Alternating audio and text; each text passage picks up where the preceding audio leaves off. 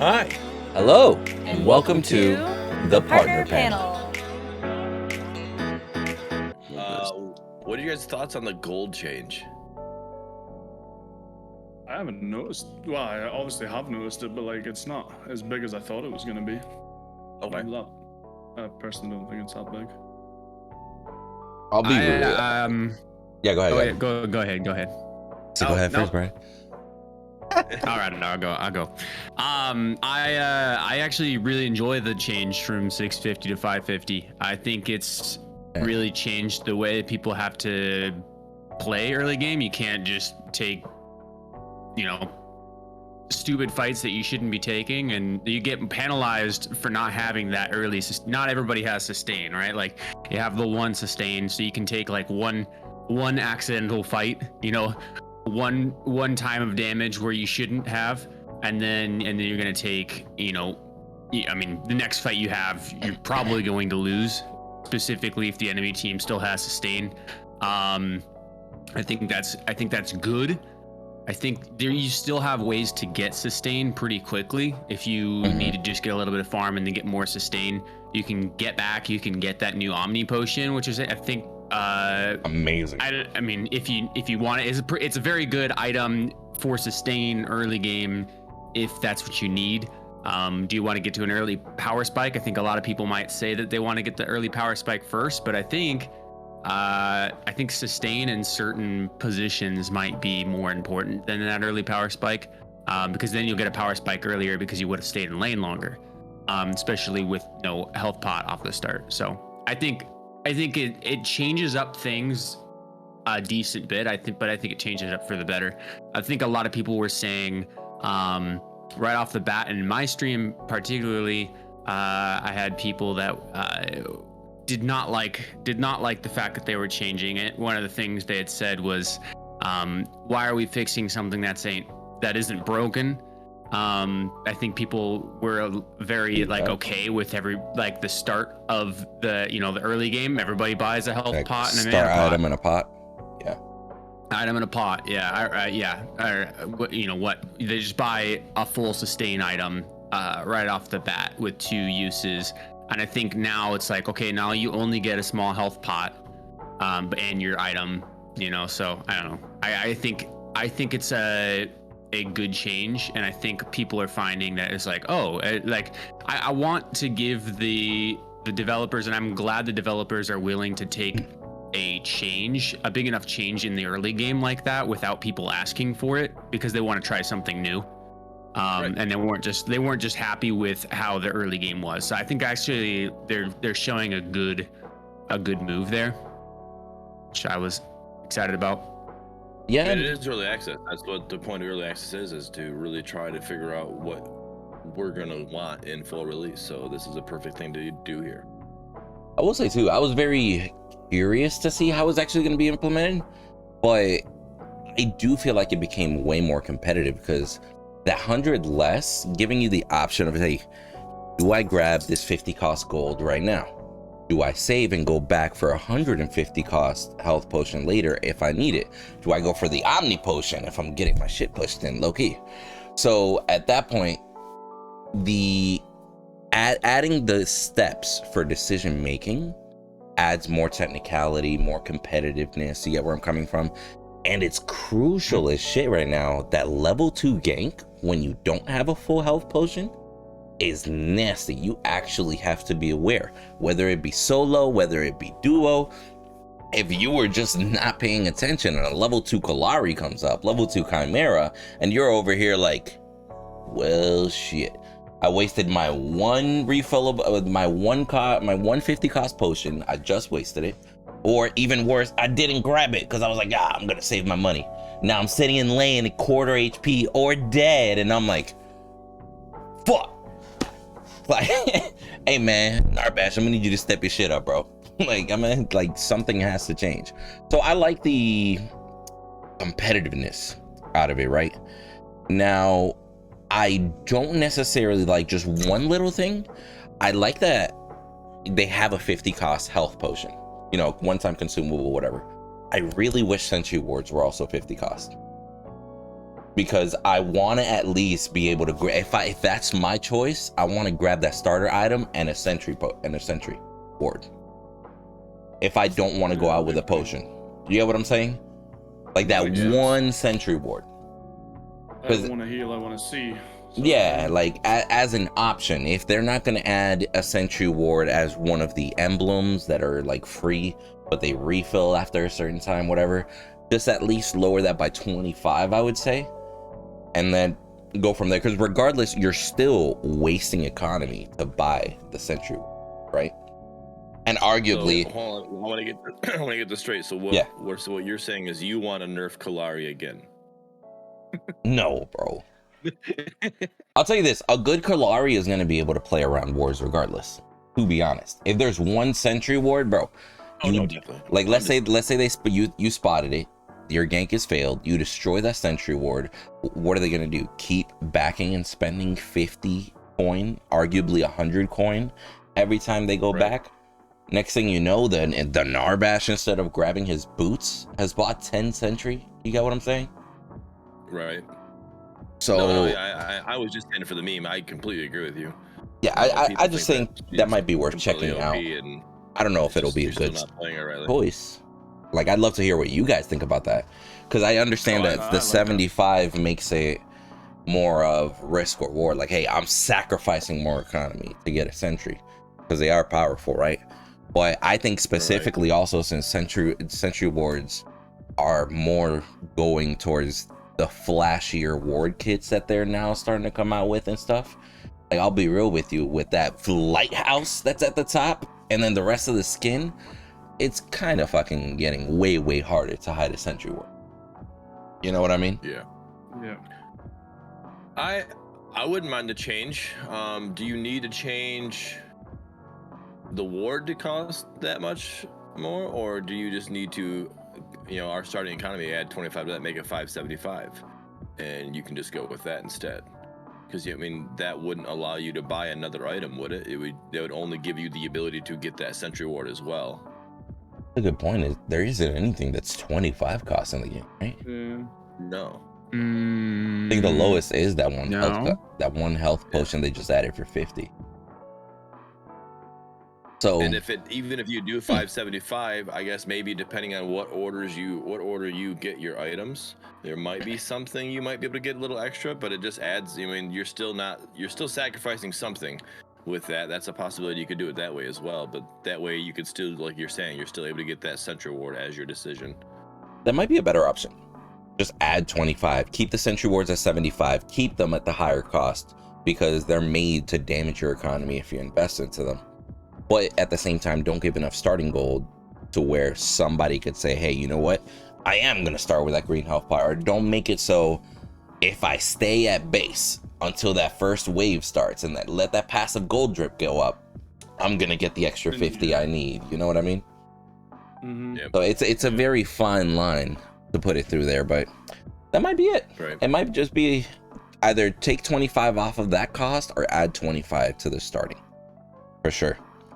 Can I say, by the way, I do want to say, oh, go ahead. I was going to say, can I say, by the way, this whole recommended build is based off of a role. I actually saw this into play, like with somebody that decided to go solo with like a random character, and their first brand new player first recommended item was the what's it called? Is it a chest plate? Titan's armor. Thank you, solo main. The Titan's armor. Like, I was actually impressed. I was like, holy shit, they're actually doing an off meta solo and they have Titan's armor as their recommended. I was like, oh shit, they're gonna go into like with a jungle item in the solo. Oops. But it actually worked out. Mm-hmm. I was actually very impressed by that. That was a very needed change, so kudos to them. Okay. Back to the gold and the health pot real quick. Or the health syringe. I didn't know this. I'm pointing out there because I know that there was somebody else who didn't know this. So there's a chance that somebody watching this video didn't know this. The health syringe is not a replacement for the health pot. They still have the health pots. You just have to go into the store and get them if you want to get the 2 health pots that will refill when you go back to base. I had no clue. I literally was backing every time. I'm like, all right, use my syringe. All right, spend another 50 gold, get another health syringe, go out there. And then like somebody's like, what are you doing that for? I'm like, sustainability. I gotta be able to like survive. I can't trust my support because I'm solo queuing right now. Like I gotta have something. They're like get this and get this. I'm like, oh, that's a thing still. I thought this was a replay. I thought this was like, hey, we're getting rid of this. This is now your health. So I'm like, okay. So I wonder if they're gonna put. That's good to know. I wonder if they're gonna incorporate that into the recommended. You know what I'm saying? Like imagine you start off, and as you start, it'll recommend starter item plus 50. But then under recommended, maybe recommended consumables or something like that, it might actually have a full health potion in there for you. Just to kind of guide people. It's like, hey, this is an option if you save. I don't know though. Yeah. So new people don't think that's the only health pot you can get. Yeah. Now, Brett, can we just go into the items here? Like this, I want to start with acidic iron. That mid tier item. What does it cost? 950, bro. The most useful item in the game right now. Changed my mind for 950. The fact that at 950 I get 35 physical armor and the passive, you're arguably almost giving me a full fucking item for 950, bro. I've been support, thrown that on, and then immediately started building energy armor. Or like as a carry, throw that on, finish the rest of my build while I have that 950 on. Now I have an advantage over the carry, over the Chimera, over the Boris.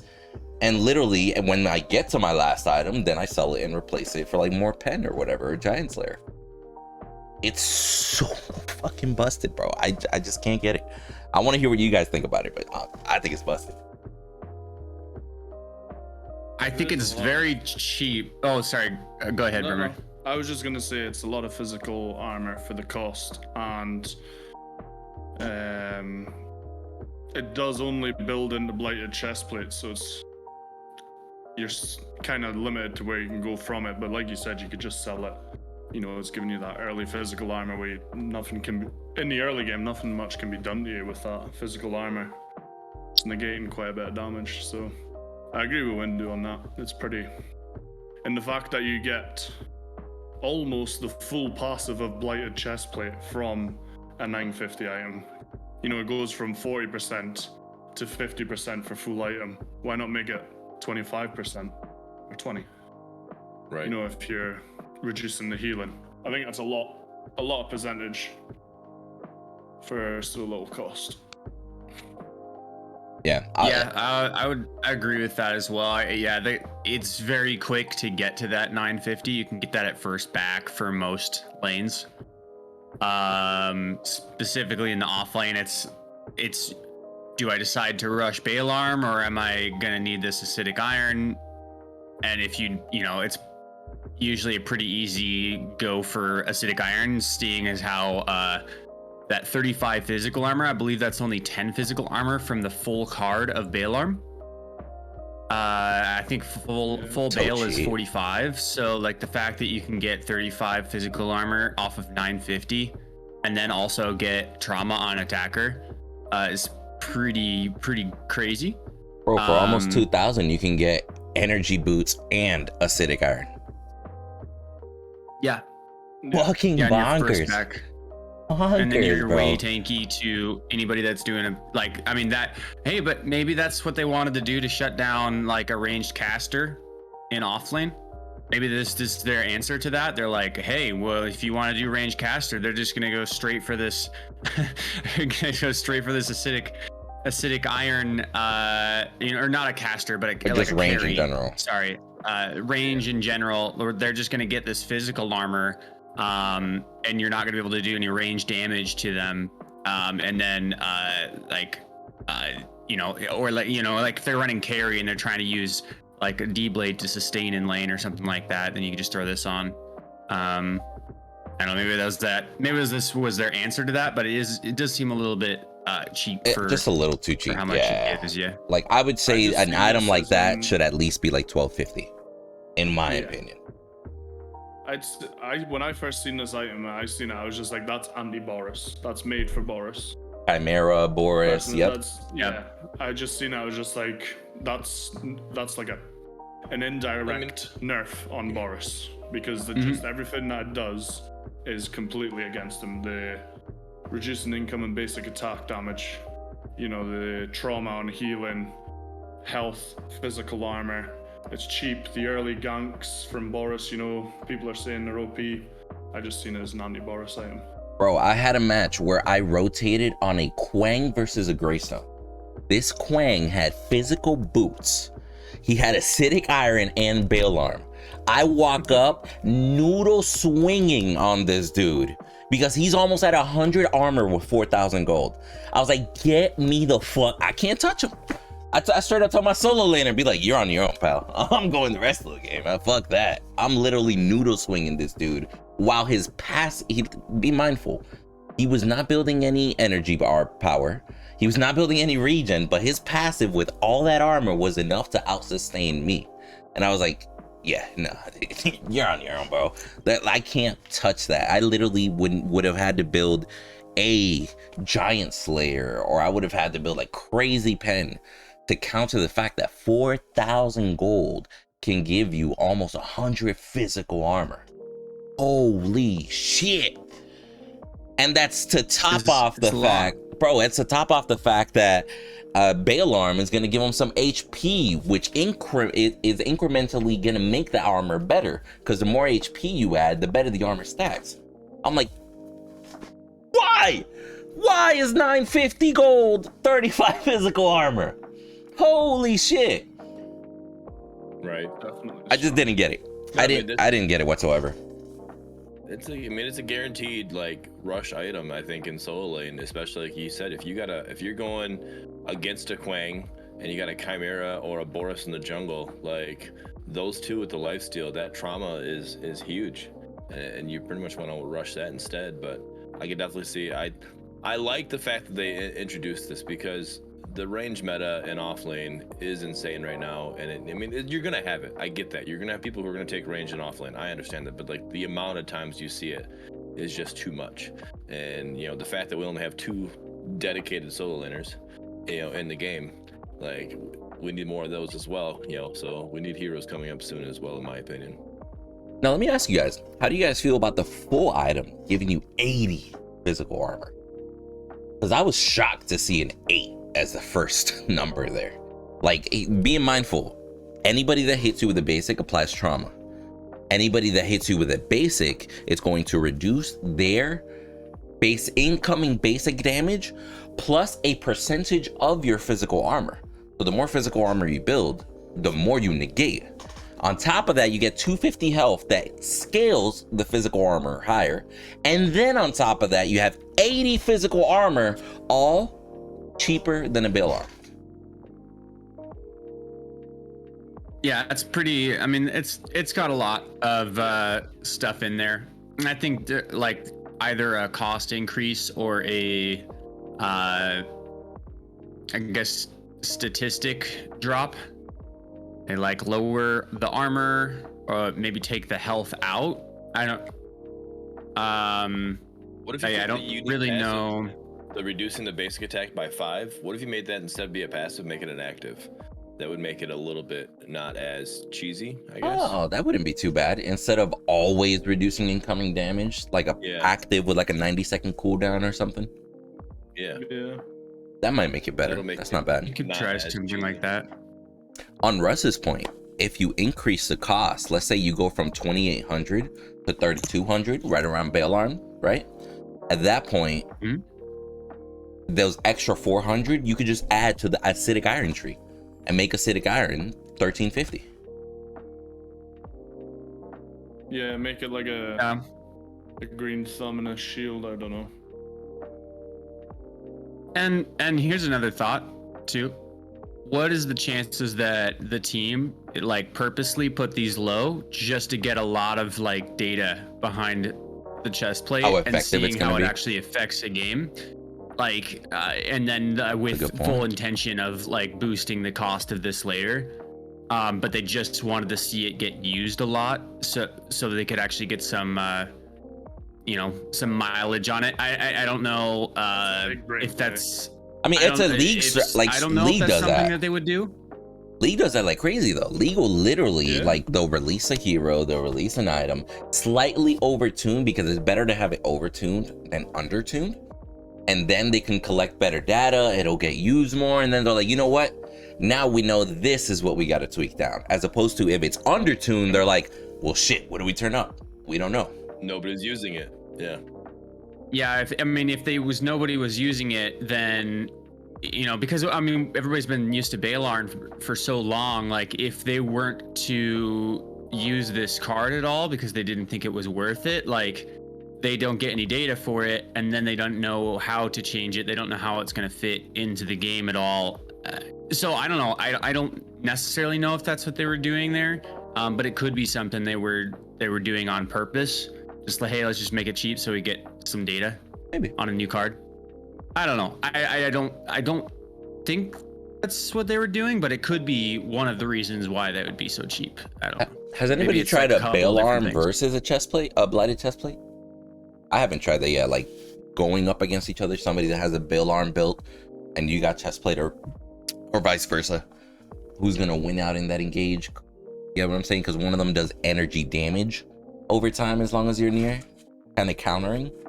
But at the same time, the other has more physical and anti-heal, so to speak, off of basic landing.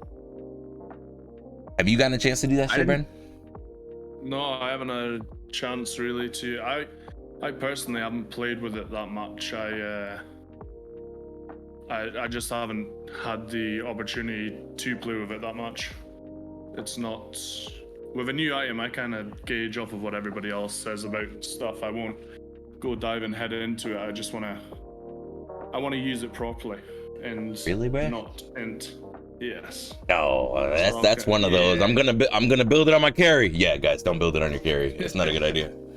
I kind of fucked up. Yeah. I've came across it. Like I've seen a enemy jungler have the like you said, the 950 item, and I'm technically ahead in the jungle, but I'm actually not because I haven't picked this item. If you know what I mean. Yeah. And I'm just like, Yeah. yo, I'm like ahead on farm, ahead on kills, ahead on assists. There's no way I should be losing this. And you got nerfed it's just because of actually his just- 950. Hardcore. Yeah. So I've came against it, but I haven't personally tried blighted chest plate in a game and then tried Bale afterwards. No. You were gonna say something, Russ? Yeah, I haven't seen like a straight like Balarm versus blighted chest plate like fight. Like, yeah, I haven't seen like an off lane. One goes chest plate, one goes It'll be nutty, Balarm, bro. and then they just like 1v1 fight it out and see like to the death. Like, obviously, then you'd have to have. I mean, there's a few factors in that. Like, it would be hard to know exactly, right? Unless you like matched their stats up. Somebody Like, do it on a custom. completely, I Greystone don't versus know. Greystone. Let us know. Well, I think the Greystone with Balarm would win that fight because, like, Because of the anti-heal. the whole thing behind, chestplate is it's stopping healing, so it's really gonna be not that effective against a Greystone who doesn't use healing. You need the extra DPS on it on a Greystone. So, like, see, that's where it would be like Like Kai v Quang- Kai. like Kai v Kai, or even if you did like Greystone versus Kwang and then gave the Greystone chest plate and then gave the Kwang Bale, but I don't know. I'm not exactly sure like if you're ever going to see them like stack up because they're so situational. You can, you're only really going to run this card if you're against, like, as powerful as it is, you're not really going to run it unless the enemy team has sustain heroes. Like if the enemy team, I mean, it's an easy I was pick. gonna say, isn't If that you almost see a that guarantee Boreas, though? A Kai, a Narbash, or a Kwang, is that almost a guarantee? I don't know. Because carries necessarily almost think that's always it. build some sort of lifesteal for sustain.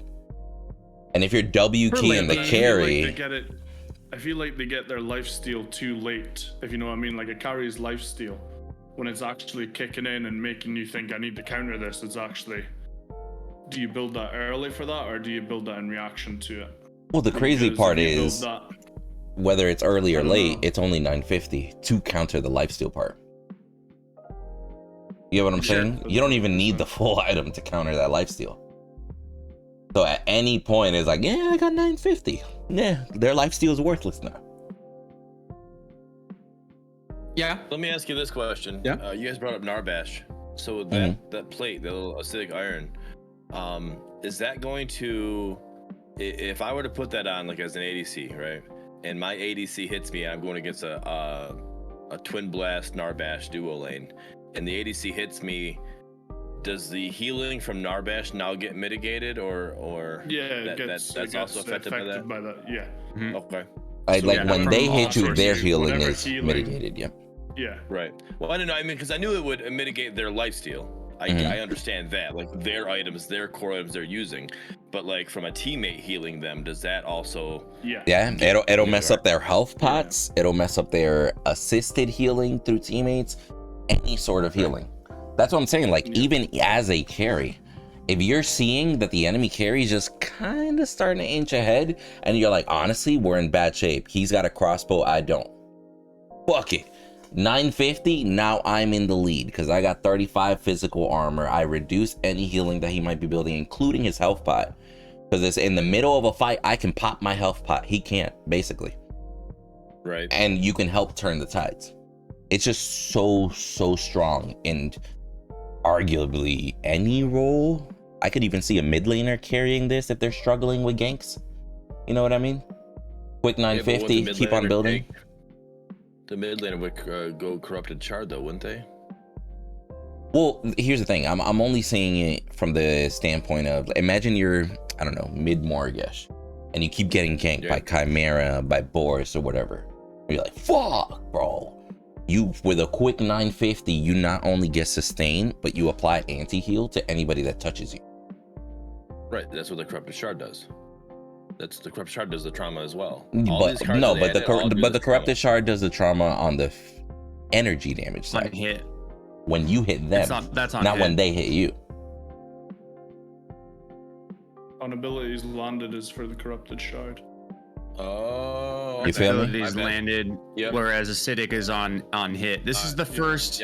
This is the first item that we're seeing that when someone attacks you add some kind of debuff to the enemy. Yeah. So that's another thing to note about this card is that they haven't done this kind of thing yet. And they are as far common as in I MOBAs. can think about. Is there any other items? Correct me if I'm wrong.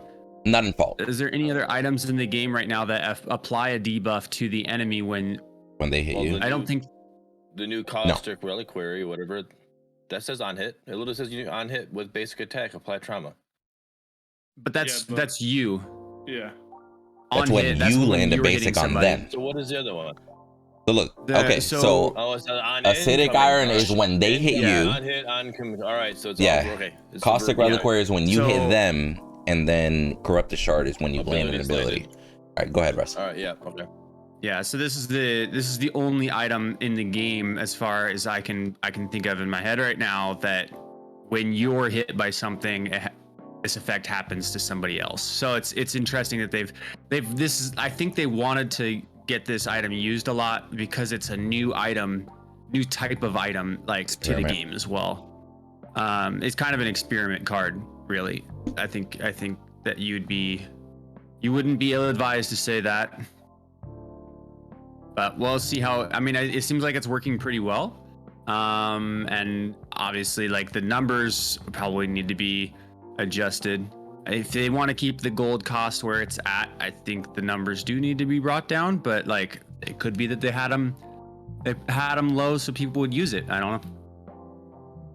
You bring up a great point because I think this type of item, it's good for MOBA. Like this type of item where it actually makes you think as an individual. It's like, hey, in my priority of who I'm damaging, that Greystone, I'm not landing a basic until the rest of them are dead. Like it adds another level of complexity. Like as an item, I would put it up there the same with aura items like Bail Arm. Like it actually adds a whole nother level of intricacy, and it adds a whole nother level of, hey, I need to be aware of what they're building, so I'm aware of what happens to me when I'm around them or when I hit them, etc. As far as an item, I think it's healthy. As far as the stats on the item or the cost, I think that's some I think that well, and I'm not too much that's a stimulus worried item. about. Right. Yeah. From my side, I'm not too much worried about the cost of the item or the damage of the item as much when it's first dropped, right? Like it'll find its position. I think in terms of a healthy like MOBA ecosystem, if you will, with items, I think from the tank's perspective, to have an item in which like a whole role of a tank is to get in front of that carry and body that carry, right? Well, if that carry can't shoot through you, he's going to hit you and apply trauma on himself, or whoever you decide. Like like your whole goal is to stick on glue to whoever you decide you need to stick on glue at that moment. And when you can apply trauma to that person, like by being on top of them, whereas before, if you wanted to have that, you had to go for an on hit. Right, so then your tank is having to apply a hit onto someone to apply that like trauma or whatever you're trying to do, like bleed or or any like a slow or something like that. You're having to apply that. Well, now I just get in front of them, which I think is a healthy item to have for the tanking, like I said before, like ecosystem, if you will. So I think it's cool to have. Numbers to me, like, they can, be adjusted later. And then in terms of like, do they need to have that passive being active? I'm not so much a fan of having a whole bunch of actives for like the tank position, but I could see maybe this card, because obviously we had the active for Bailarm in the past, so then this would be like a new passive that would take over what you would have been doing with that Bailarm active, just like, oh, I'm taking damage now, then it's not, I'll just hit the button to get more armor, whereas before it was like I'll just hit the button to do more damage. Right. I'm not really sure if that needs to be. I think maybe just the numbers need to be adjusted. I think it's fine as passive. In my opinion, but you think both passives are chill with it? Because when you look at it, it definitely looks like, hey, this is 100% anti-basic attack, right? When it comes down to the passive, the armor that it gives you, the trauma that it applies, etc. But then when you consider also, it's like, hey, we have other items like that too. For example, Argus Cataphract, a crazy amount of physical armor too. Every time they land a hit, it reduces their attack speed. Like you put chestplate. Oh, so like, Argus, there you go. Sorry, that's another one of the debuffs. That was the other card. There is another one. There is another one. I was thinking in the back of my brain that there was one. Yeah, Argus is the other one. But it's not just like in the general area thing. It's not an on-hit, active passive, if you want to call it. Is that not just if you're near a carry, you reduce their attack speed? Yeah, but if you stack Argus Cataphract and Blighted Chestplate, bro, you land one or two accidental basics, you fucked up your healing, you fucked up your attack speed. Now you have a tank in front of you that between those two items has like 140 physical armor. On top of that, he's reducing the basic attack damage you do to him by every hit that you land. So every hit you land on him, you hit slower, your hits get weaker. He's applying like, holy shit, 2 items, you just canceled the whole carry against you. Or not just the carry, the Boris, the Chimera, 2 items. Because do we know how much Argus costs? Because I want to say Argus might be 2,800 as well. 2,500, I think. I think it's cheaper. Holy shit, that's even more mind blowing. So for 5,300, you just canceled any physical character in the game. Yeah, that's a lot of money though. I think. True. I mean, I don't know of many people that are gonna run just that though, because like right? Like, yeah, sure, you might have a bunch of physical armor, and if you get in the way of the physical, you know, enemies, but you'll just still get deleted by Bellica just blows you up, or Bellica, Countess. Like they're gonna eat you up if you build that way. If the other team is smart, right, they're gonna just focus you with the ability damage instead. And then you've spent all your money on going for physical armor and trying to stop the physical. Now, if the enemy team was all physical, then maybe. But well, let me provide a counter argument here. Let's say 4 items deep. That's, you know, that's still like 6,000 short of a full build, right? 4 items deep. You have your energy boots. You put on that another energy item, let's say Ring of Rejuvenation, hard CCs, right? Or is it Rejuvenation, Invigoration? The ring. Let's say you put on. Rejuvenation. Thank you. Let's say you put on the ring, right? So now between the boots and the ring, you have 50 energy. Between Blighted and Argus, you have 140 physical. You're not getting melted by tanks if you have those 2 early energy items. And you know, you don't go full physical off rip, but imagine you start off energy boots and then you immediately just build acidic iron, right? And then from there you can choose, I'm gonna finish my blighted chestplate, or you know what, early on physical damages don't do that much. I can go right into ring while I only have the acidic iron, the 950, finish my ring, then I have energy boots, I got my ring finished, now I finish my acidic iron. And that adds 80 physical. So in 3 items, you have 60 energy, 80 physical. That's a nasty tank. Yeah. And when somebody CCs you, you get healed. And when they basic attack you, their healing stops. And if they land their basics, their physicals do less damage. Like that's good. No, that's a really very big. It's a very strong tank meta orientation right now. Yeah, I think they're deciding to make people tank. It's good. Go ahead, Cooch. I think it's good because, like, as of right now, the times that I play, and I know I play lower elo, and I understand that, but like the times I play, like, we're not seeing like an actual tank. We're seeing these like hybrids. You know, these brawlers, these people that like build a little bit of tank, but you know, a little more, you know, like green-red builds. You know, because they're trying to get all that attack damage out there. It's like, you know, so, but then as an ADC guy, I'm not getting the peel that I need late game because my tank's getting melted because he went green-red, you know. And so I think this is a good build because late game you're going to be able to see some of these good peels. I like the change. Now, have you guys gotten a chance to try that new Titan Slayer? I have not. I want to. I haven't had a chance though. When do you build that? Let me ask that question straight up. Like, when do you? Is that your second item, or is that like that's the late game item, right? Because like I just haven't got that one. I've been getting destroyed. So here's the thing: the passive offers a lot of potential, right? The only issue is the passive is based off of current health, and it stacks based off of the difference in health, right? So my main issue with it is this is definitely an item that you probably start throwing in around 4th item as a carry, right? So that's a pretty good spot for it, depending on where you are, whether you're ahead or not, or hey, you know what, they're building a lot of physical armor, this is an item to throw on there and whatnot. But I still have an issue where I don't find it worthwhile because by the time I got Titan Slayer on, they have blighted chestplate, right?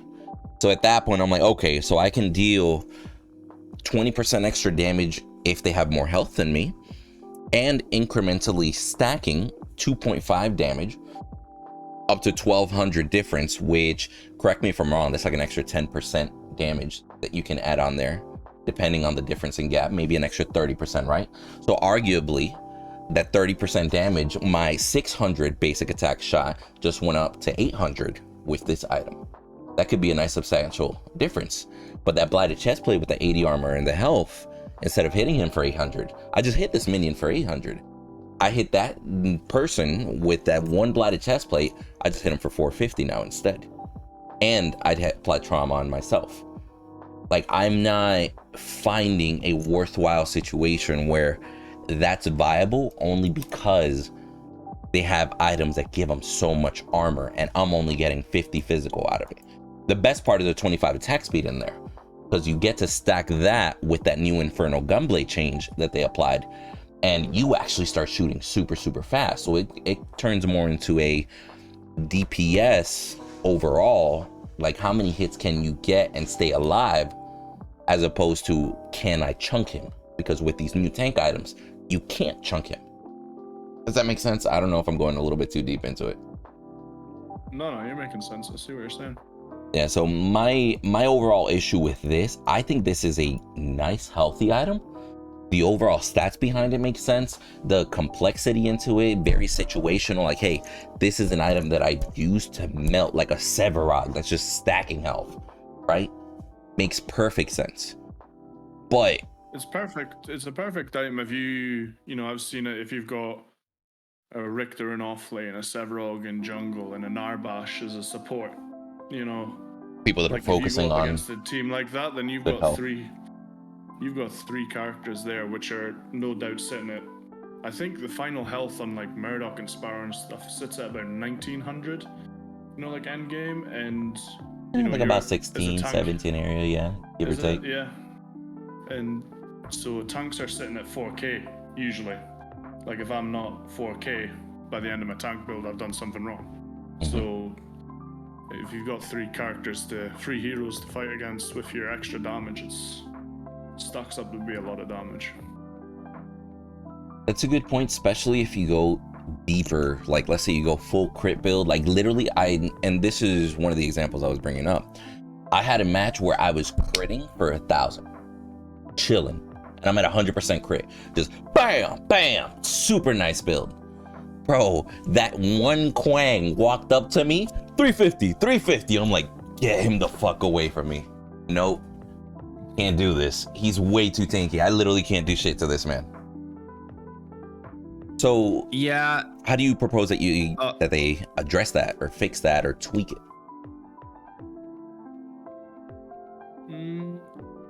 I don't know if it necessarily needs fixed. I don't know if fixed is the right word, because if you're running a tank, you expect to be taken. That's what you expect to be doing. Yeah, like it takes multiple people to kill you. Face and he's just like, oh wait, I can't kill this guy as fast as I killed the last guy. Mm-hmm. I'm gonna need to, and that's where the teamwork comes into it.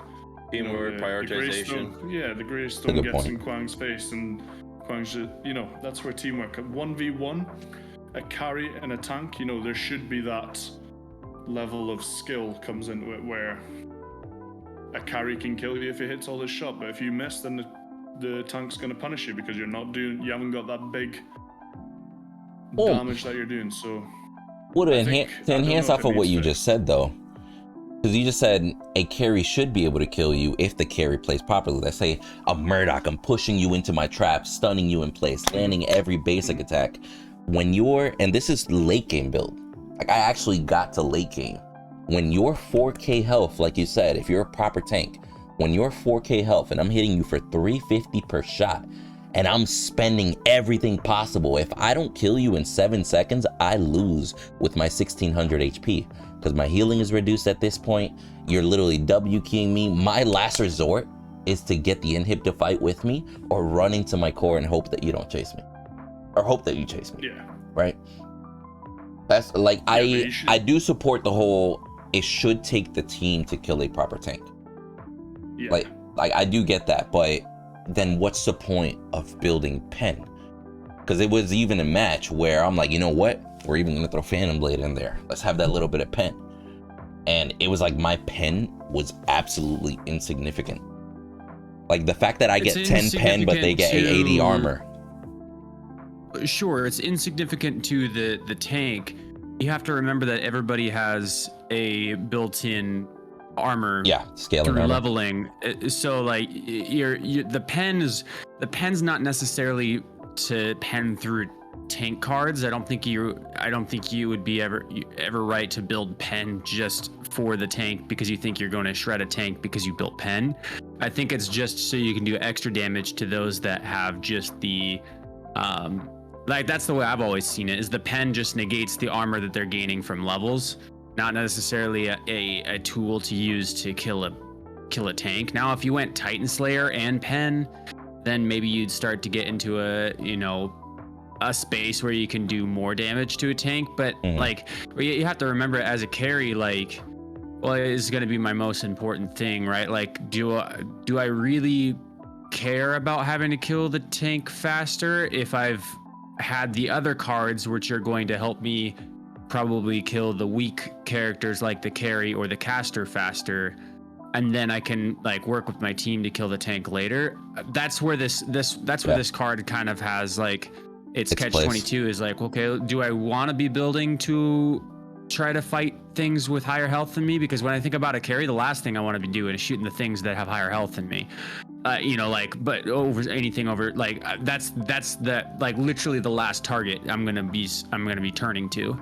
Like, I'm gonna kill everything else, everything that I can kill in 3 shots, is gonna die first, and then I'm gonna have my support hopefully on my butt trying to peel the tank for me, or my tank is peeling the guy that's on top of me. Like, if it's a chimera with a lot of health, hopefully my jungler's helping me peel, my support's helping me peel for that guy, and I'm not focusing on him because he probably does have the blighted chest plate, so he's gonna just, I don't want to hit him.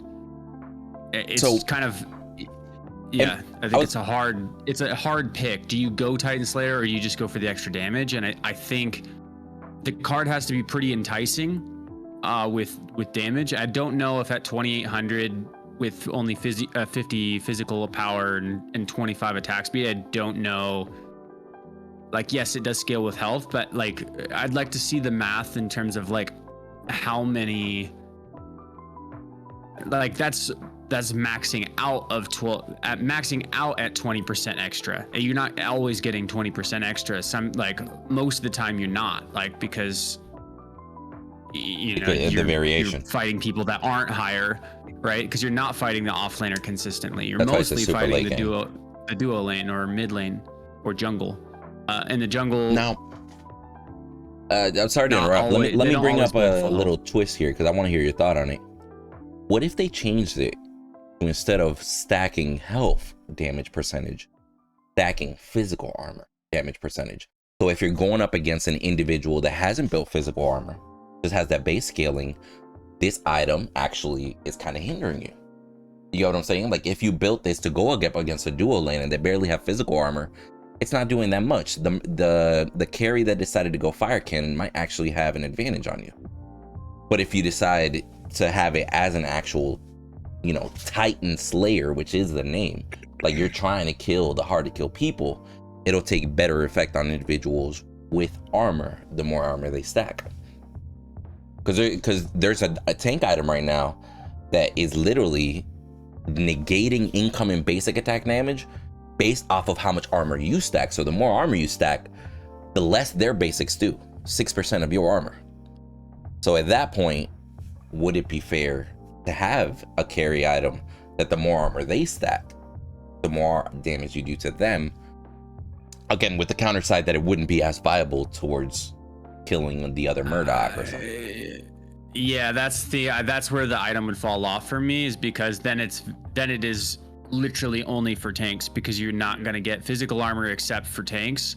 Whereas this on health, like, everybody's got health and anybody can be higher health than you when you're playing carry, especially if you're playing Twin Blast or Sparrow. I don't exactly know like the math in terms of who's gonna have higher health just innately, or like when you're adding items, like what items someone's gonna have for you to actually do like the extra 20% to like 1200 health. That's quite a bit of health over you. Yes, you'll be doing like, that's to get that 20%, like you're talking you need to be late behind game. So this is going to be a late game card, and you probably, I don't know. I just, maybe it has more like physical power or something like that, but I could see it being used. I don't know if it's like viable for me, like the card.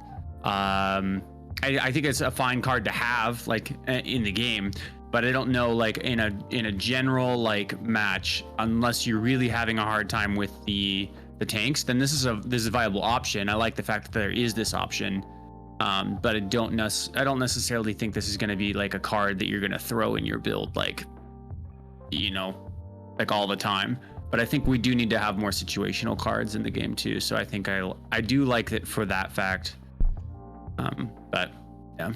Also worth throwing out, I might just be scarred off of that one match that I played, because I am at like 100% being biased right now towards the item.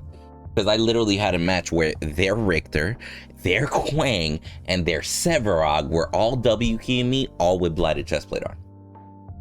Like, it was literally late game. I am at full build, and I have this wall of behemoths W keying me, and I'm like, I killed their Bellica, I killed their Sparrow, I'm fucked. I can't kill these 3 guys. They literally cling, cling, cling. Murdock's dead, and then I got my team flaming me. Well, look at your build, bro. You're not building enough pen. Shut the fuck up. Like, yeah, I was so salty, bro. But I like reaching the late game is the only reason why I'm bringing all these items up in this specific context, because reaching the late game, I noticed that as a carry, like anybody that built just Blighted Chestplate and another physical item was literally, it was hell. And like my team literally could not come up with enough peel even if they tried to keep me alive, because by that point they were significantly tanky enough to kill me before the team killed them. And that was a late game scenario, right?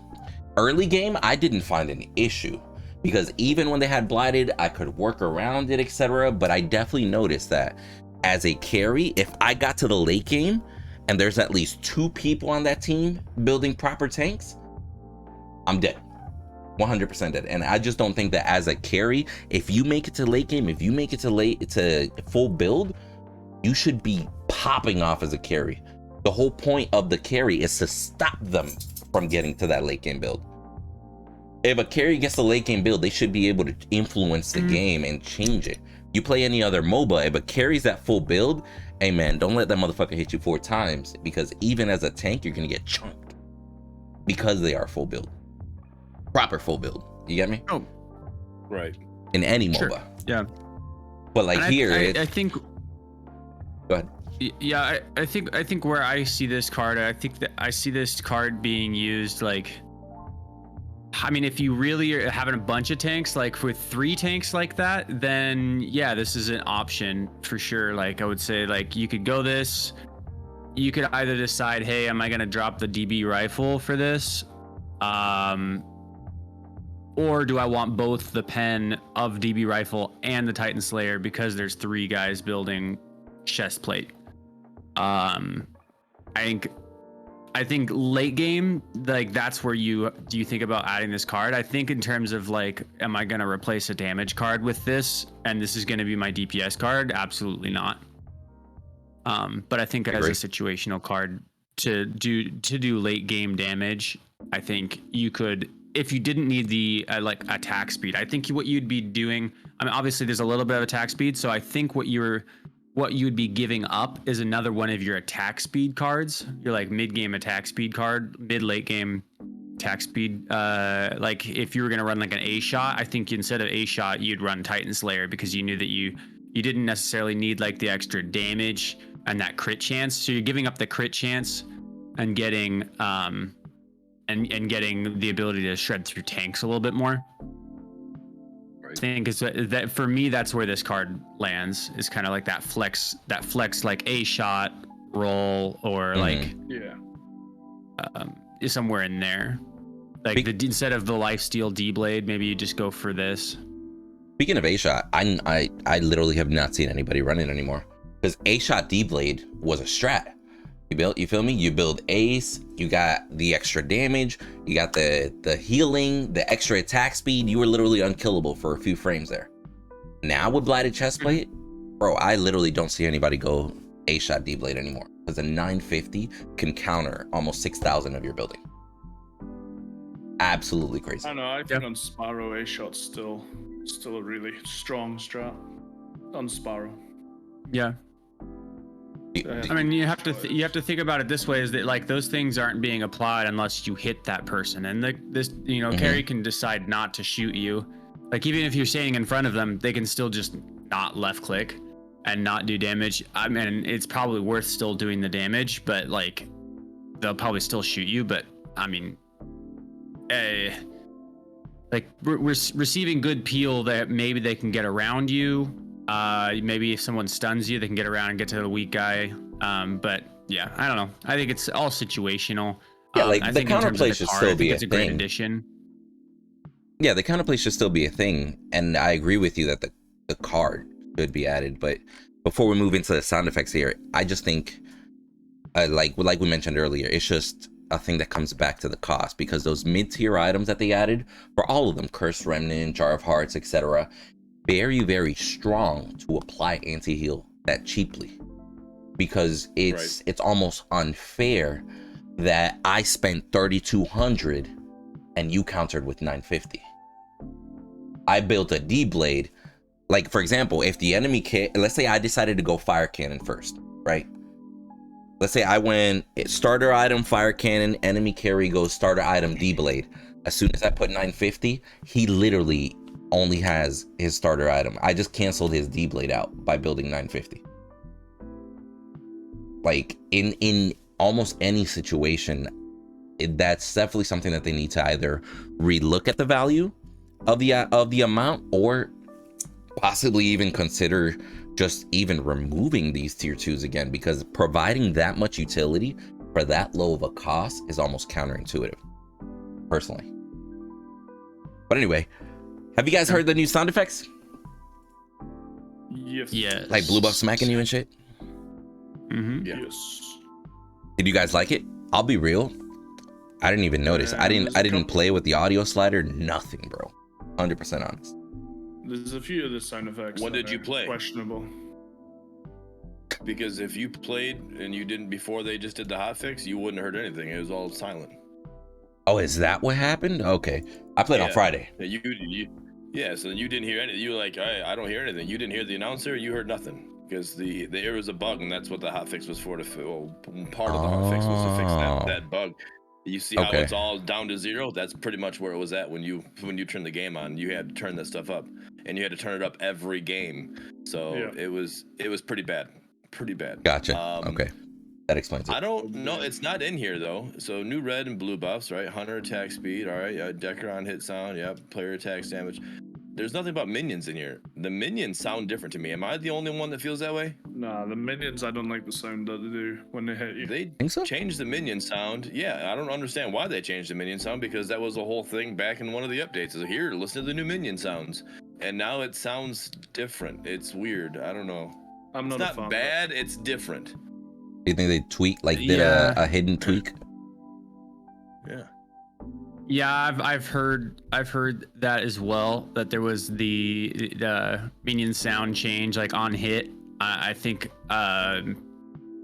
overall, I think most people are not too much keen to the sounds. Like it was too much, but in terms of like red and blue, I thought they sounded pretty good. I think I'd like personally, and this is probably just me needing to change my like my sound around maybe, but I think the hunter attack speed procs a lot, so it's kind of a little loud for how much it procs. It threw me off. I'm like looking around. I'm like, "Where's Chimera? Or who's attacking me?" Like I'm literally like turning. I'm like, "What happened?" It did kind of sounds. Yeah, I agree with you. That's what that is. Gotcha. And I'm the one that ran it. I ran Hunter. I'm like, what is going on? Yeah, and that's a little bit of that is like getting used to the new sound, right? But then also like and obviously the more you hear something, it's gonna like slowly become quieter over time, like because you'll tune it out. Like when it's new, it's gonna feel like really like in your face. Right, but then the more you hear it, like then it's going to become like something just in the back of your mind that like will be nice to know when that's happening. So like obviously these things need sound effects, because you want to know when they're actually taking effect, because otherwise then you have no idea when Hunter is proccing unless you like look Pay off to the attention, left yeah. to see your, you know, like see Right. the little timer saying that Hunter is active at this moment, you know. So it's things that need sound effects, so I'm happy that they're adding them in. I think obviously there's a, you know, like in terms of like how loud sound effects are, that can be adjusted, but also I think when a sound effect is new, it's always going to sound pretty loud because you're like, whoa, what's this new Because sound? it's new, yeah. So I think they just kind of let the sound effects sit, right? In terms of like how I feel about it, let the sound effects sit for a little while, and then like come back around to it in, you know, a patch or two to like adjust, make them a little quieter maybe, or adjust like how they sound slightly if people are, you know, having an aversion to how they sound. But I think, yeah, I don't think just like taking sound effects out is going to be like the answer. Like it's just like Right. slight changes, because obviously like right off the bat, I think a lot of people are going to be like, oh, I don't like this new sound because it's like a new sound, but they're going to forget that it's even there within like 10 games. Makes sense. Give them a week, let them get used to it, and then if there's still an issue, then address it.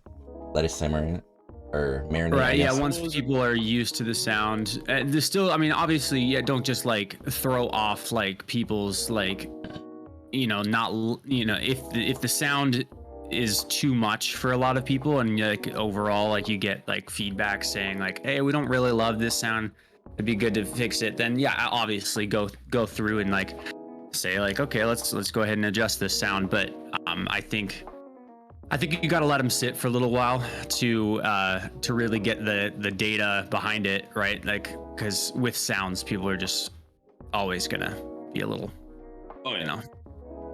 Now let me ask you guys this question: the Hunter attack speed, you know, when that procs, are you hearing it just for yourself or just for your team, or do you hear it for the other team too? Like, You hear That's a great everybody question. hears the proc.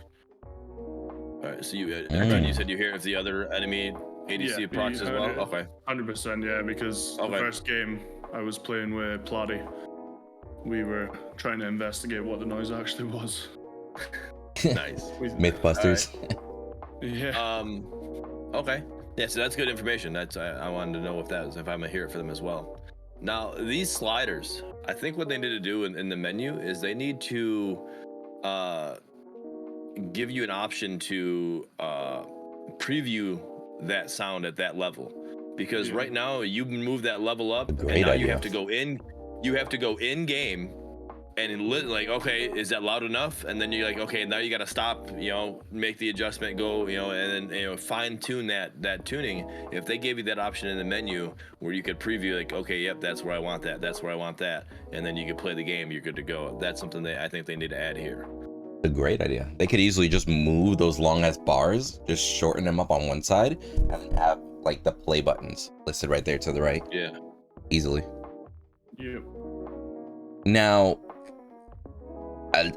let's actually talk about this. Like the bug fixes, you know, I really don't really go over those too much, just because bug fixes are the game's now working the way it should be, right?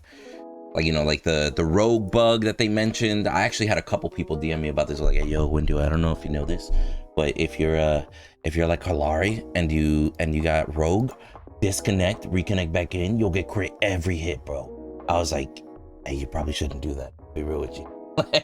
Like, I appreciate you telling me, but you probably shouldn't do that, homie.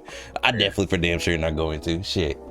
But that was definitely an exploit. I actually had one person be like, hey, yo, Windu, did you hear about the rogue exploit? And I'm like, what are you talking about? And it's like, you know what? It's better if I don't tell you, because then you're gonna take it away. Like, I was like, what the fuck? Oh, I mean, people are gonna get every advantage they want, right? Then we got photosynthetic symbiote. For some reason, it was still active while you were taking damage from towers. Holy shit! Tank the tower for days. Rip. Then they Right. fix a couple junk, parts in the map, little issues with wards, certain walls, invisible bumps, which I am glad that they're addressing all this shit, even though they're aiming for a new map. That's a huge quality of life thing for me. I felt bad, but I didn't feel bad. We were taking prime. No, the other enemy team was taking prime. We had a huge team fight happen, and somebody got launched into, like, he was stuck in the wall. It was a Greystone, and they're sitting there just like they're stuck in the wall. Like all they do is swing, but they're not. So like I'm going around. We finished the team fight. I go back, and Prime is still hitting the Greystone in the wall. I'm like, Poor oh, guy. let me go up here. Bam! Buck shot him. He's dead. All right, now take care of Prime. It's like, That's rough. I was like, oh man. So that's a huge fix. Because that would suck. I would hate to be that guy, But It's good quality I of was life okay changes. with being the Murdock going against him. Now, these balance changes. Boris.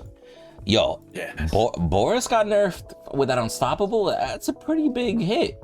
Whatever it is, Unstoppable. Early game, 0.6 seconds. Some people might not think that's a lot. Bro, that's over 25% decrease at level 1.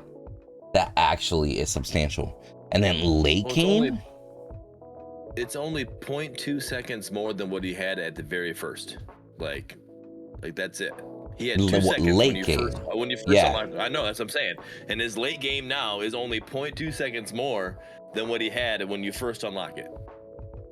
That right there says the nerf enough. Yeah. Like you literally were able to do that. Like that's crazy. Here's my thing. Was his Unstoppable frame that big of an issue? Because I remember early on it was, right?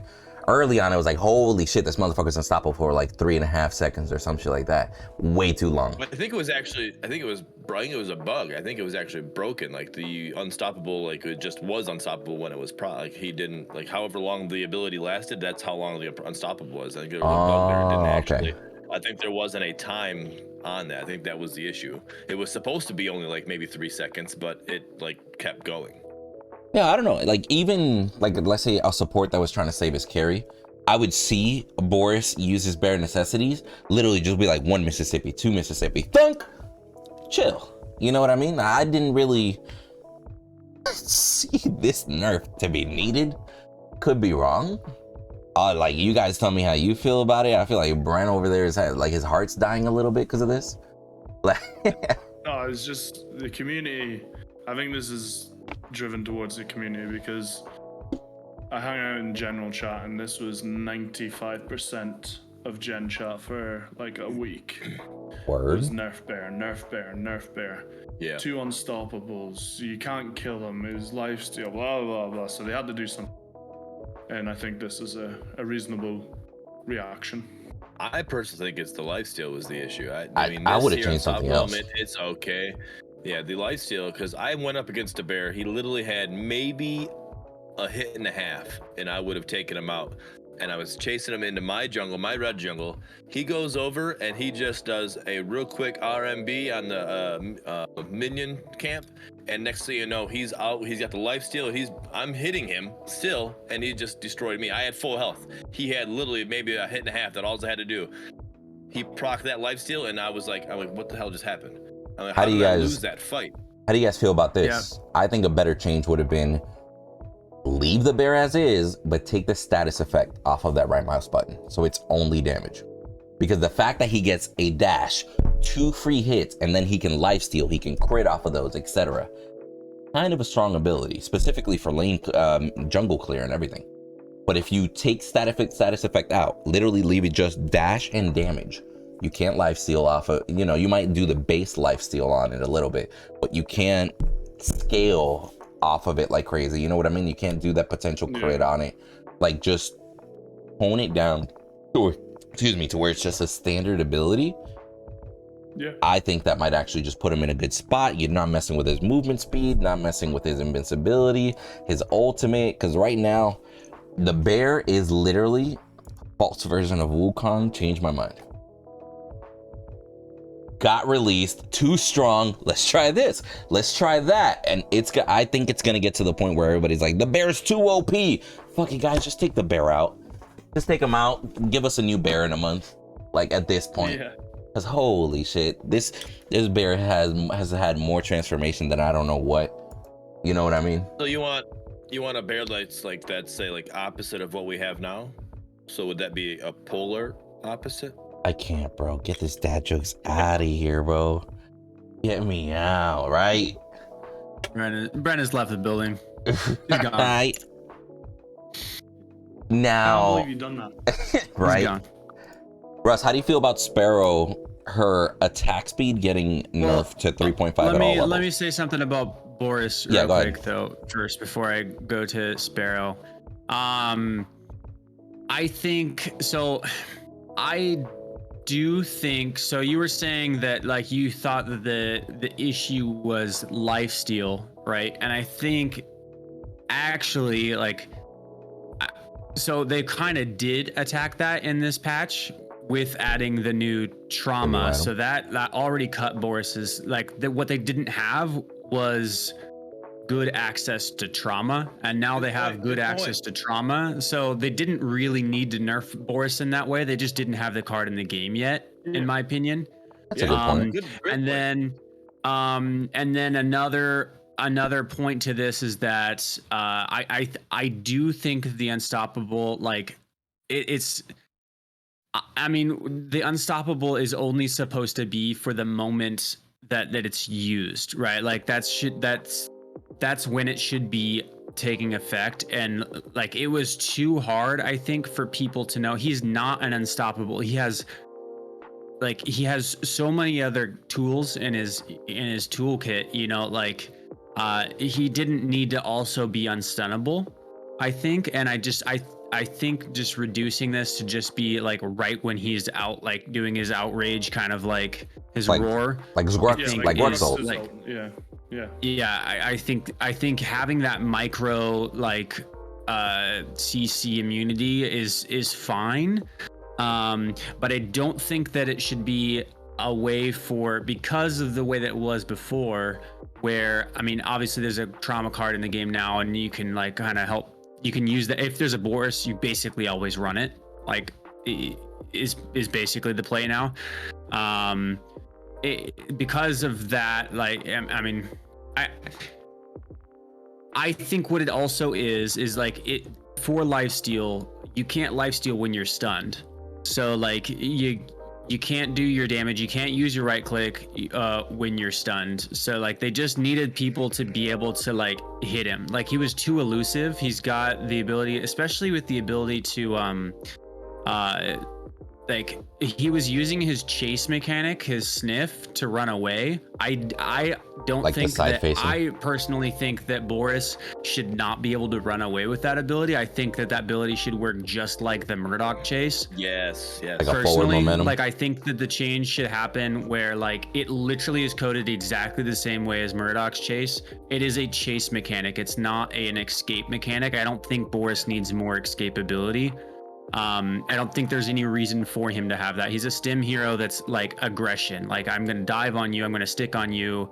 He can use his right click to get away if he needs to, but I don't think that like I don't know. You could speak on this, Bren, but like I think. How often do you proc Boris's sniff and then use it as an escape tool? Never. But have you noticed it? Have you noticed that it's something that you're able to use? Because I've seen many of Boris use his sniff and then just like super speed, like nobody can catch him. So he's got like the ability to come in and like life steal and do mega damage, crit, but then he can also like just get up and get away. But I thought when I play Boris, as soon as you sniff on someone, as soon as you look away or whatever, your movement speed's gone.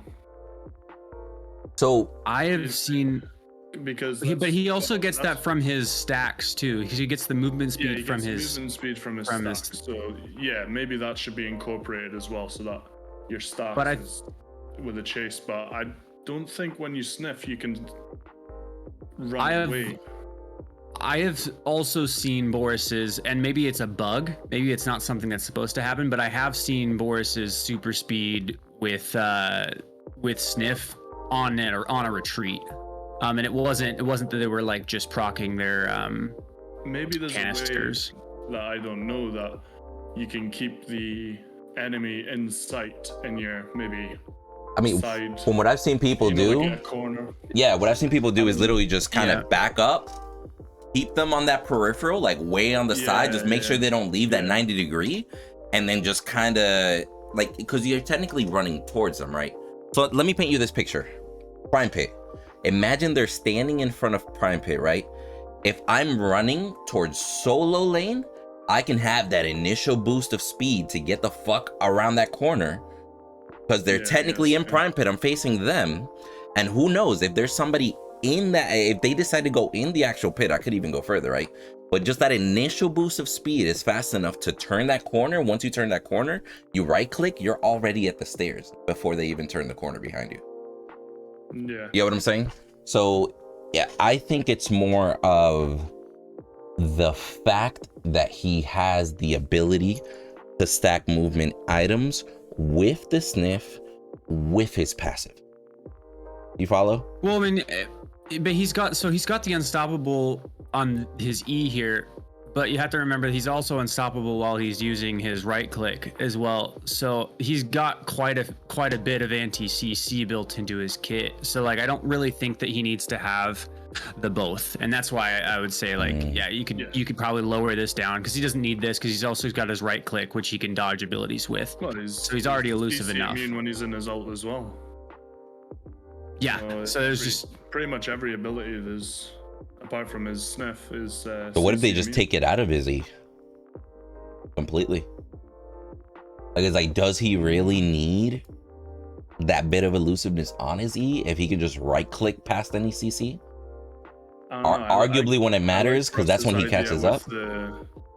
With the instantaneous thing, like a Grux ult, you know, as soon as you use while he's using it, stacks, To let him like cast this it. is just a micro, like if you can time this perfectly, give it to him. Then you deserve it if you timed it perfectly. But I think like I don't know if it should just be like, I mean 3.6 seconds, because if you think about that, like it's basically a Grux anti-CC, but it lasts 3.6 seconds. That's a long time if you think about that way. That's like basically having Terra's ult for 3.6 seconds. Right. It's like it was Boris's ultimate is CC immune though, because I mean, I've been up in the air. I've been up in an air and I got ulted, which by Countess is a CC, and I literally was against it. Like she midair, I'm like, and now all of a sudden I'm gone. Yeah. With my Boris ultimate. Had that. That's what I used to stop getting CC'd. I just jump up in the air. I mean, it's. So, I guess if you're out jumping, if you see steel go up and you go up, then the steel's gonna come down. You're not gonna be on the impact. So that would, that's just your way of avoiding it. But I don't think it's CC immune per se. I think if you use it, like a steel can use his ult to get away. You're kind of like, all right, well, hold up, let me get out of this, because I don't want to be there when you come down. But I've been ulted by Countess doing my. I was going after the carry, and all of a sudden, next thing you know, I'm just deleted. I'm like, what the heck just happened? And I went back and watched it, and Countess ulted me. I'm like, you gotta be kidding me. So, you know what I want to see? More ability-based carries. But all in due time. But throwing. Imagine reworking some of these past carries in there. Like, imagine they throw a Wraith in there. Mostly ability based, right? Or imagine Revenant comes in, but now while you're in his world, now he does energy damage in that world. Or just some random twist that they'll probably throw into some characters. Right. But I'm excited for that. Yeah? Why Drongo? Drongo's who I want to see. What's that? Why Drongo? The bus has Australian pleather. Why would you not want to see Drongo? He's Australian as it is. I got you, buddy. Don't worry. True. I love it. Thank you. Love it. Appreciate that. I like think that he would be a very fun hero to have in the game. It would add another silence into the game, which I think silence mechanics are really cool. And then I think his just movement alone, he's just in a very elusive, like his knockback ult. Very elusive attack damage carry. So I think he'd be really cool to see.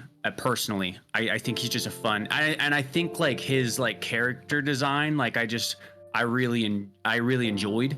I think it was one of the more unique. I mean, it wasn't super unique of a character design is like that junky kind of like style guy, but like he was cool. It was like still he fun, brought yeah. something like a Like his different gas style to mask the game. and shit, yeah. Yeah. Mhm. He was very well modeled. He was just a fun character in terms of the kit. I think it was just an overall, like his rad rounds were cool. He's like, a badass from Borderlands. Changed my mind. It kind of like a Borderlands kind of esque kind of hero. Yeah.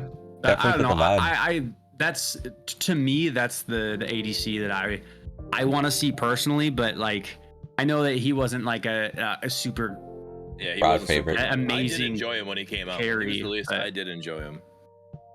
I just thought he was fun, and right now we have a lot of like. Just straightforward in terms of- carries. we need another carry. We don't have a whole lot of carries, but I think for me, like, I think it would be cool to see something a carry with a little bit more pizzazz. Yeah, there's more variety, going yeah. on. Yeah, like a carry that Gravestone was adds something. Originally released as a carry. Make Gravestone Yes, a he was. carry again, 2021. Yeah. Make Gravestone a carry again. Physical carry. Speaking of carry, this changed to Sparrow though. Like this was obviously because of Infernal Gunblade, correct? I mean, that's what we're thinking, or no? I mean, Infernal it's just- Gunblade is a monster item on its own. The fact that you can stack attack speed that fast. Like, Right. if you haven't then- seen it, an Infernal Gunblade with a Grim or a Sparrow or a Twin Blast, just stack all that attack speed together, you basically have your own A-shot right there. Right. And now you had that for 5 seconds. Now you can only do it for 3.5 seconds with Sparrow. Like that's obviously got. I mean, other than that, I mean, is there any other reason to nerf Sparrow? Like, I think that's really got to be the only reason, right? Or am I wrong? I mean, she's Well, became very I mean, strong I could recently, see I it because think. with A-shot and Infernal Gunblade, like 5 seconds of stacking attack speed does kind of seem excessive, because those two items can in 5 seconds can do a lot of damage. You get what I'm Right. saying? So I mean, you might be right. It might be because of that. Now, The affliction cost increase, is that because of the starter item? You know, the gold starting. Yeah, you know, I think it economy makes you'll get? sense Is that- because is that what otherwise that you'd is? be able to buy the I mean, you- affliction, a health pot, and then the yeah, you health can still start with syringe. So I a think this pot is and just- affliction. So I think this is just a That's kind of what Yeah, I think. a That's tweak what I to was thinking. It work was a with that, counter to yeah. that. It was, you know, all right. yeah. Yeah. They just leveled it out so that it would still like the jungle wouldn't be ahead of other lanes. Yeah. I think. Gotcha. Yeah. Could you imagine a jungle with affliction, a normal health pot, and then that 50 pot consumable? Yeah, that would be ridiculous. That's a lot of regen. You know what I'm saying? Mhm. So, I get it.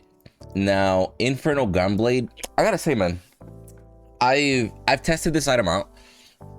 Like starting it on a carry, second item, third item. I did quite a few games just trying it out. And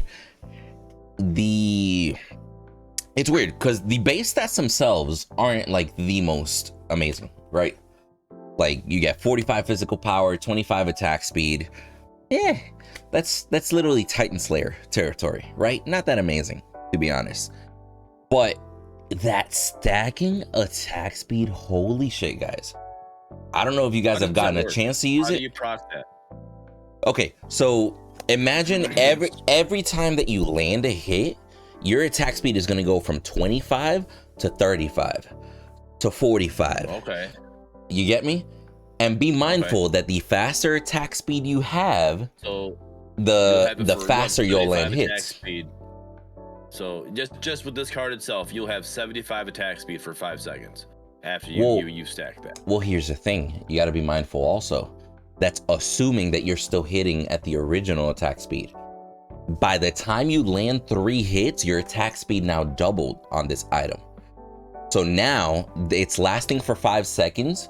You're literally able to land more than those 3 hits now. Now in 5 seconds, you're landing 4. Now in 5 seconds, you're landing 5. It literally incrementally stacks until you miss a shot. Like if you are accurate enough and you land every single shot as a carry, you can literally make that DPS go from that small amount to that fucking amount. Like, you just chunk, and the fact that you can stack it off of a minion wave is insane. I saw a Sparrow just start with a minion, like, glah, glah, glah, glah, glah, glah, glah, glah, glah, glah, glah, glah, and then turn towards me at full blast. I was like, holy shit, I just got melted. Like, witnessing that being done to me, mind-blowing, bro. What were you gonna say? Yeah, being able to proc it off the minion wave does seem a little, I don't know, maybe you can keep it that way, but maybe you get like less attack speed from it. Maybe like reduced, like 2.5 or something like that, if it's a minion. Maybe. Or not it just keep stacking it. You know, not that 5 seconds, not able Yeah, to. Stacking on a hero makes sense. Like, if I landed 5 shots on a hero, whether it be the enemy carry, whether it be a tank, I feel like, okay, I earned my stacks, right? By not missing a shot. Yeah. But the whole let's start hitting minions and then blah blah blah blah blah. Like, literally, I was like, holy shit, machine gun Sparrow. Fuck. Yeah, that shit was crazy. Well, the fact that she can proc the attack speed from her mark precision at the same time as well, so like she can get that stack built up on an Infernal Gunblade, and then immediately throw the mark of precision on you as well. And then now she landed 6 hits. Yeah, crazy. Imagine Infernal Gunblade, mark of precision, and then a shot. Bro, get me out. I mean, you'll break the game. I'm gonna try that out. There's got to be an attack speed cap with this item now. Supposedly there's not. Well, I didn't feel like it. Like, I feel like, with that machine gun Sparrow, it did not feel like it. I'll tell you that. I was like, holy Supposedly shit. There's not an attack speed cap. I just feel like that there's not. Supposedly, Go ahead. I haven't had that officially confirmed, but passing through general chat. I'm not saying get rid of the stacks in general. I'm saying the fact that If somebody DM Armadillo, let me talk. stacking it. Ask. Go ahead. I think if the fact that you continue stacking is the issue. Like, you get your 5 seconds, then you have to reset and rebuild that back up, and then reset and rebuild that back up. That's what the fact that from the way you explained it to me is you just continue as long as you land you keep landing and you just keep building. And that's, like by the end of the game, if you don't miss a shot. No, it's not that. It's so essentially your stack does run out at 5 seconds, right? But the thing is, let's say in those 5 seconds early on, you landed 2 hits. Those 2 hits now allowed you in the next. Russ. Here. I'm coming back. He's back. Right. Okay. So like those 2 seconds, you're good. Those 5 seconds early on allowed you to get 2 hits in those 5 seconds, right? But now, because you landed those 2 hits in the next 5 seconds, you're now able to land 3. The next 5 seconds, you're able to land 4, if that kind of makes sense. So you can maximize it to the point where it's like, yo, I literally landed 6 hits in 5 seconds. Just clack, clack, clack, clack, clack. Like, you can maximize the amount that you do within 5 seconds, is what I'm saying. Because it's a self-stacking item as long as you don't stop landing. You get me? It's not like you're infinitely stacking, right? But if for some reason you miss a shot, you've now detrimentally affected how much you could do in those 5 seconds. So if you were at 30% increase, you missed 1 shot, landed the next one, you might have dropped yourself down to 10% and you started restacking. So it definitely is one of those that the more you land, the better it's affected. I just think there's a very, very big issue as to what proxy effect, personally. Oh, no, Dev, minions on that. I agree with that. If that's how it goes, then I agree that, being able to proc off minions might be the issue in that regard. Or like what Russ is saying, maybe if if you still want to proc off minions, you're not going to get the amount increase that you would in the. Plus, it is a very aggro playstyle, because if you're proccing off minions, you're literally clearing that wave like crazy. So it does put you in a position where, hey, you might get ganked easier, but you can get kills easier. Because I'm telling you, I put Infernal Gunblade first item, but as somebody that literally just last hit the wave, I wasn't trying to influence it. The enemy carry, Infernal Gunblade, just nonstop hitting minions and then turned on me. I was at a huge disadvantage. Even with a Murdock shotgun, I lost that fight 100%. No matter how hard I tried, even with supports helping, Muriel shield, whatever. Like it was just a substantial difference in the DPS category because of the attack speed. So I just think that's something that definitely needs to be looked at. Speaking of looked at, how do you guys feel about that Omni potion, bro? I haven't used it yet, but Same here. From what I can see, it looks like a solid choice. I just don't think I've ever been in a position where it's the better choice out of. I think Russ mentioned earlier about, you either build you get your damage spike, or you're on the back foot and you get this Omni potion. Personally, I'll always go for damage over the Omni potion, but for somebody else who's got a different playstyle, I could see this being really helpful. From what I'm seeing in Gen Chat, it's the new meta. Yeah. Yeah. It's bonkers, bro. Like I yesterday I showed Kuch a clip that, imagine to the point that I was a Narbash, right? I got Magician, but you know how Magician early on is very slow as to your regen, even though it is helpful, right? So I was literally a Narbash at half HP, 0 mana. I popped my Omni potion, half mana, 80% HP in just like 8 seconds or something like that. But it literally was enough to where when that jungle came back in, I was already full, ready to go. That Omni potion was more worth as a support to me than any other item could have been in most situations. Right.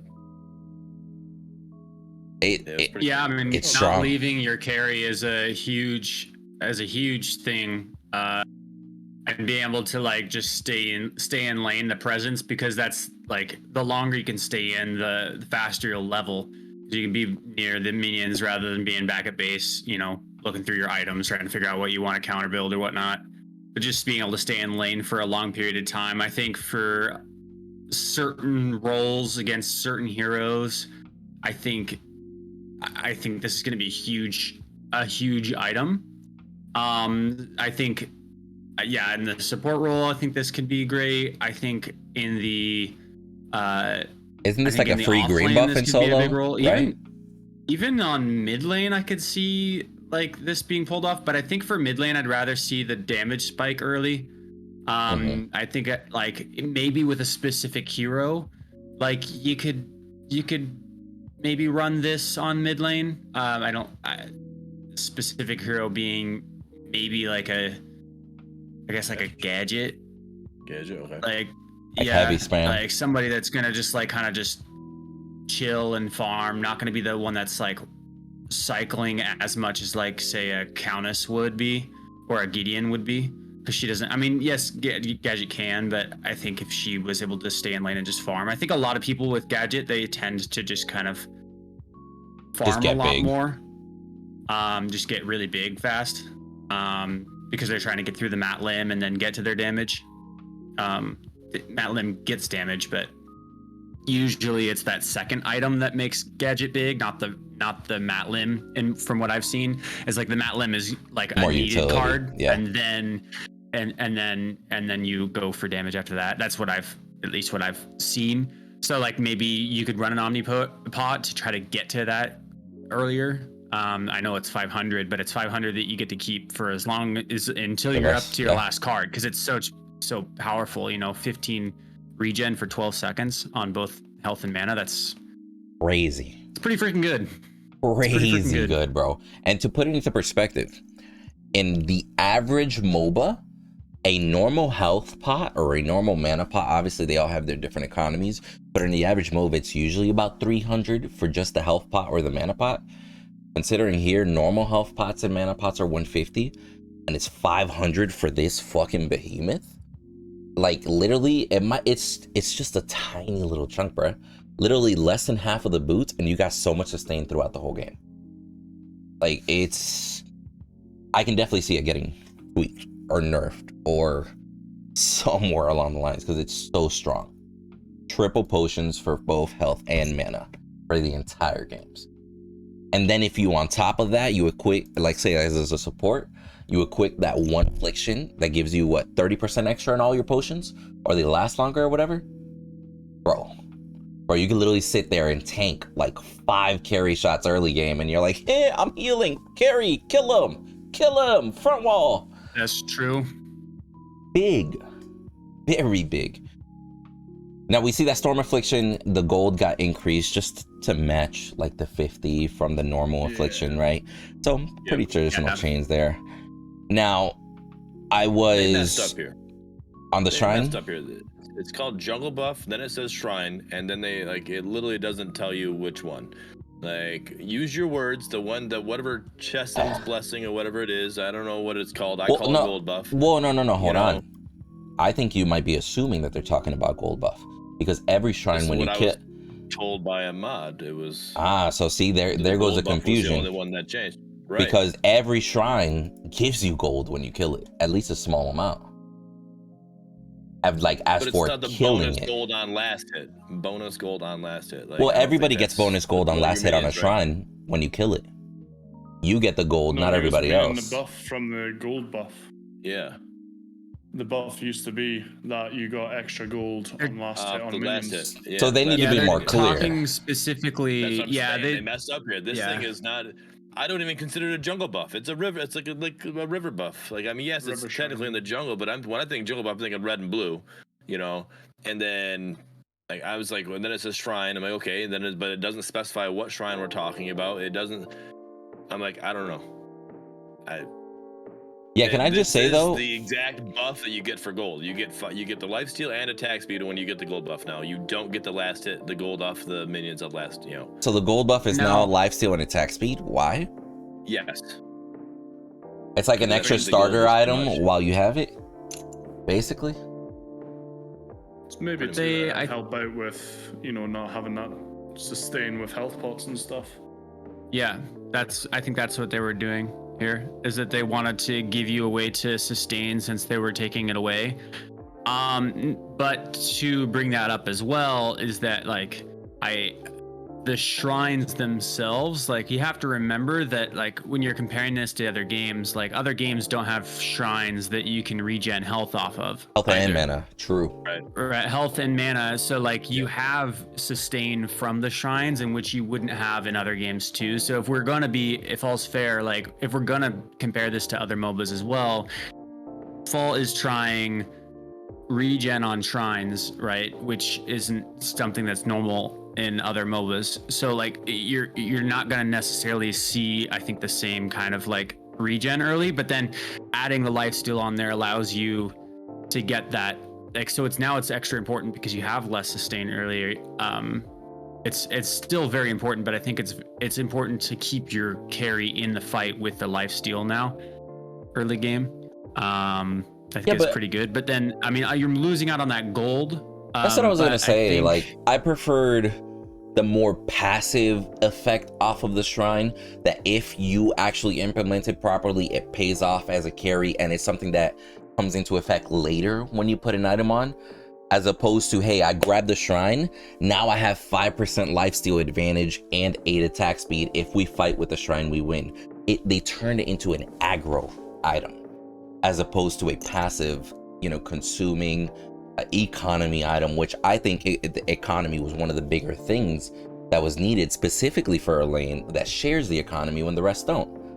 So now that they took that away, you literally have a carry and the support that are both behind the mid laner, solo laner, and jungler always, when before with gold the carry could keep up with the rest of its team and only the support fell behind slightly. Now they turned it into an aggro item, almost like, hey, now that we give you less sustain, let's get you guys to fight more. So now it's almost even more death ball-y. Let's rely more on the kills, less on last hitting, proper economy. I just feel like this is more a shift in the team deathmatch direction than it is in the actual MOBA direction. I'm against it personally. Yeah, I could see where you're coming from on that side. It definitely becomes more aggro. You wouldn't be wrong saying that. And I'll agree with you, Cooch, that I think just the verbiage on this could be more clear for sure. Because I did feel when I read this myself the first time, or I think I was reading it. I think I was streaming at the time, and when I read this, I did feel the need that I needed to clarify, because I understood what it was saying when I read it, but I think to a lot of people they probably didn't, and so I felt the need that I like needed to clarify right away, like what it was actually saying, because the verbiage was a little misleading, I think, in terms of like it wasn't very clear. So I would agree with you there. Maybe it was rushed. I feel like somebody you, proofreading would have fixed that though. Yeah, probably proofread it, but they probably just read it because they had been talking about it. They probably just read it and like thought that it was, just correlated all the thoughts together. Yeah.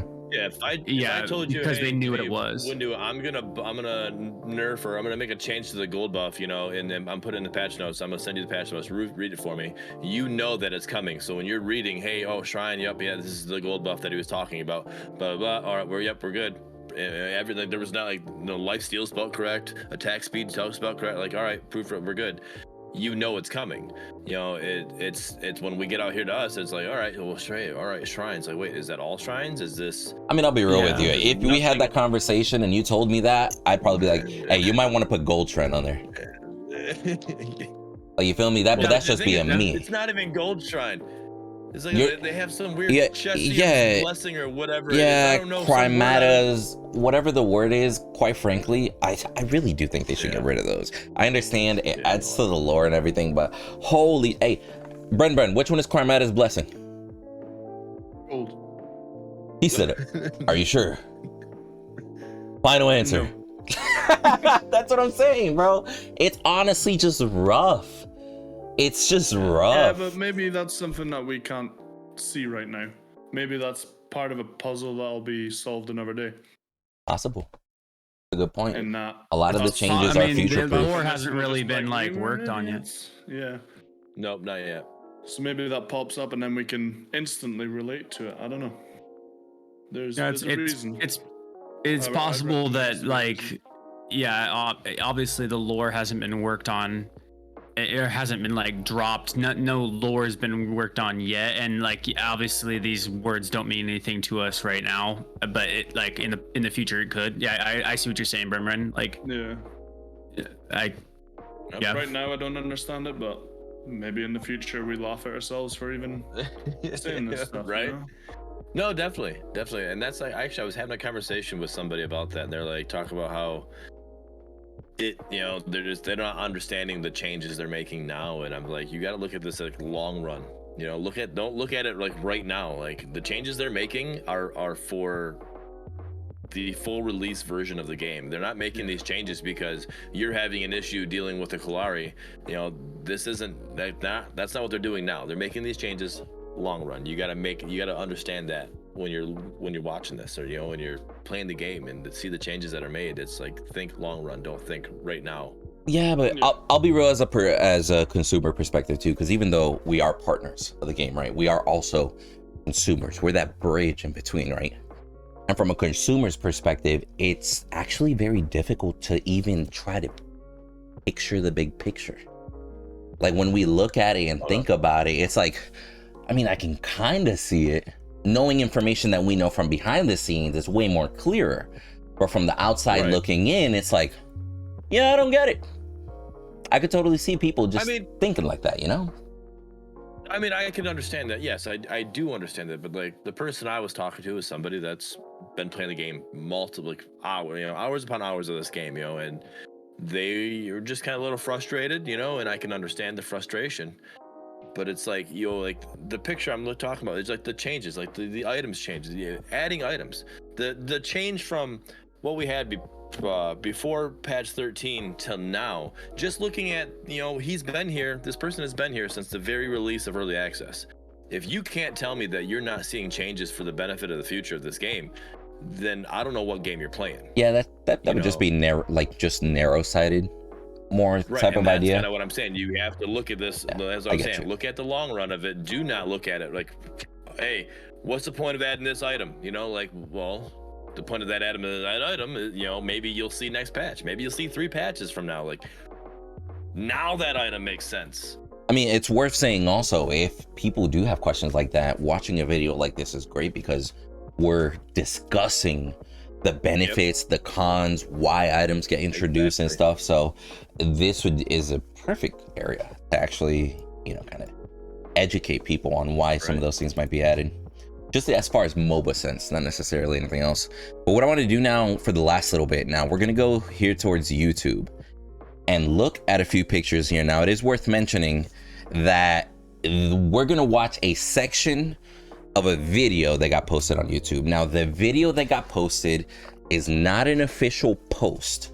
The video that got posted, essentially, a lot of it is actually not true. Even though, for example, there are replay systems being worked on within Strange Matter Studios, this video does not represent those. So we're not actually going to cover that. That's just somebody wanting to get attention. But part of the video does have data mined leaked profile pictures of some of these mastery skins. So we're actually just going to go over those. We're going to give our opinions on it because we've gotten to see some of these skins already in like full picture. You know how Strange Matters was releasing it to us. But now let's give our opinions on not only what the portraits are going to look like, but also how the skins look in different lighting, because I think that one's more important too. Because that was a big question in the past. It's like, hey, so we can see how lighting affects here, but we remember that original Narbash teaser with barely any lighting. My boy Narbash was looking ashy, like Ghost of Sparta status, right? But then in the other teasers with like 100% vibrant light on them, it just looked pure white. So just to get a little bit of different perspective here, let me ask you guys on this Bellica. I want to cue in real quick. Yeah, go ahead. This is where a perfect spot for Ryan Red to say subjects in this video are able to be changed. All right, nothing here is final. True. Bro, that is very Ryan Red of you. I'm very proud. I am very proud. Not just that, again. Yeah, it's a fault hat. He's got. Yeah, it's kicking in. One. You don't have it? Russ, do you have a fault hat? I do have a fault hat. Yes, I do. Oh, he's got one. All right. Yeah. Oh, you don't gotta. Okay, never mind. Yeah, Windu, go get yours as well. Maybe. Fuck, bro, really? Maybe we can take a screenshot and. There it is. Just make fun of Cooch with it. No, we're making fun of me. Yeah, we're making this is so. Hi. Oh no, Mike fun of Cooch, not Cooch. Bren. Sorry, yeah, Bren. Yeah. I'm the partner without a fault hat. Just saying. Hey man, it's because the hat doesn't come in golf mode, homie. Yeah, right. It doesn't come in Euro mode. He said, "Fuck." Hey man, that's what you get for having a TV right behind you. So, moving. Kango doesn't make fault hats. Sorry. All right, so yikes. That'd be actually awesome. Get a fault, like you just take the hat you're wearing right now and just add a fault emblem on it. Just a big one down there. Just put a sticker on it, bro. YOLO. But no, so I'm getting a tattoo on his forehead, on your face. Yeah. There you go. So, how do you guys feel about these? We'll call it armor plates, because that's what they are, right? Like we see something very, very unique here, as opposed to what we've seen in other skins. Because in other skins, you see a lot of intricate line designs and stuff. You get where I'm coming from? Like arguably, I know me and Cooch, me personally, have pointed it out like crazy. Usually you see little mustaches everywhere, but here we're literally seeing just black accents, or like black Under Armour almost, with a silver armor up top. And you guys notice a pattern on the overlay also? Like with the little almost snow looking effect going on. I don't know how well you guys can see that if you full screen it on your end. Yeah, I'm just bringing up the. Yeah, I'm gonna try to get to it for you guys, and I'll DM it to you so you can pull the video up. There it is.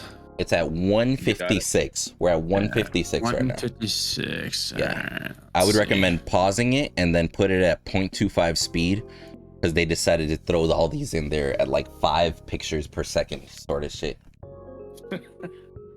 Wow. Yeah. Yeah. Playback speed. So we're at 156 for Um, anybody that wants to join. Okay, yeah, I see it now. Uh, I gotta yeah, honestly, I like it. I think it's cool. Yeah, I mean it's a different model, which is cool. Like I like to see like separate models. Variation I for don't. I mean, obviously, like we don't know like if any of this stuff is final. So obviously, like True. if this were like the skin, like, and this was if the this were the mastery skin portrait. for Bellica. For like a portrait, like I think this is pretty cool. I guess like obviously it looks like a different model to me. Yeah, and It the doesn't whole look the overlay same. effect also, like it would Looks definitely like it's provide some probably gonna be pop. shiny. That would be Yeah. cool. You imagine if they add some sort of holographic effect to it? Yeah. That would be 100%. awesome. Because if you notice, Yeah. look at the background, like the diagonal lines headed upward to the right. If you look at her hair, the diagonal lines are above her hair in this picture. Almost implying that like it isn't, shiny, almost implying that it is an overlay over the picture. If that Right, were that the would actually- case, that would be awesome, because that is stuff that we've, like us as partners, have hinted in the past. Little things like that, on the like loading making an screen, just overlay. like that Yep. Kind of pop out. Yeah. Because that would make it worth rocking the skin, even just to have that little flair, because people love that, whether it be custom borders around your portrait, custom portraits and stuff. Like, people love shit like that. So if that's the case, that's cool. I'm gonna go ahead and move here towards the next one.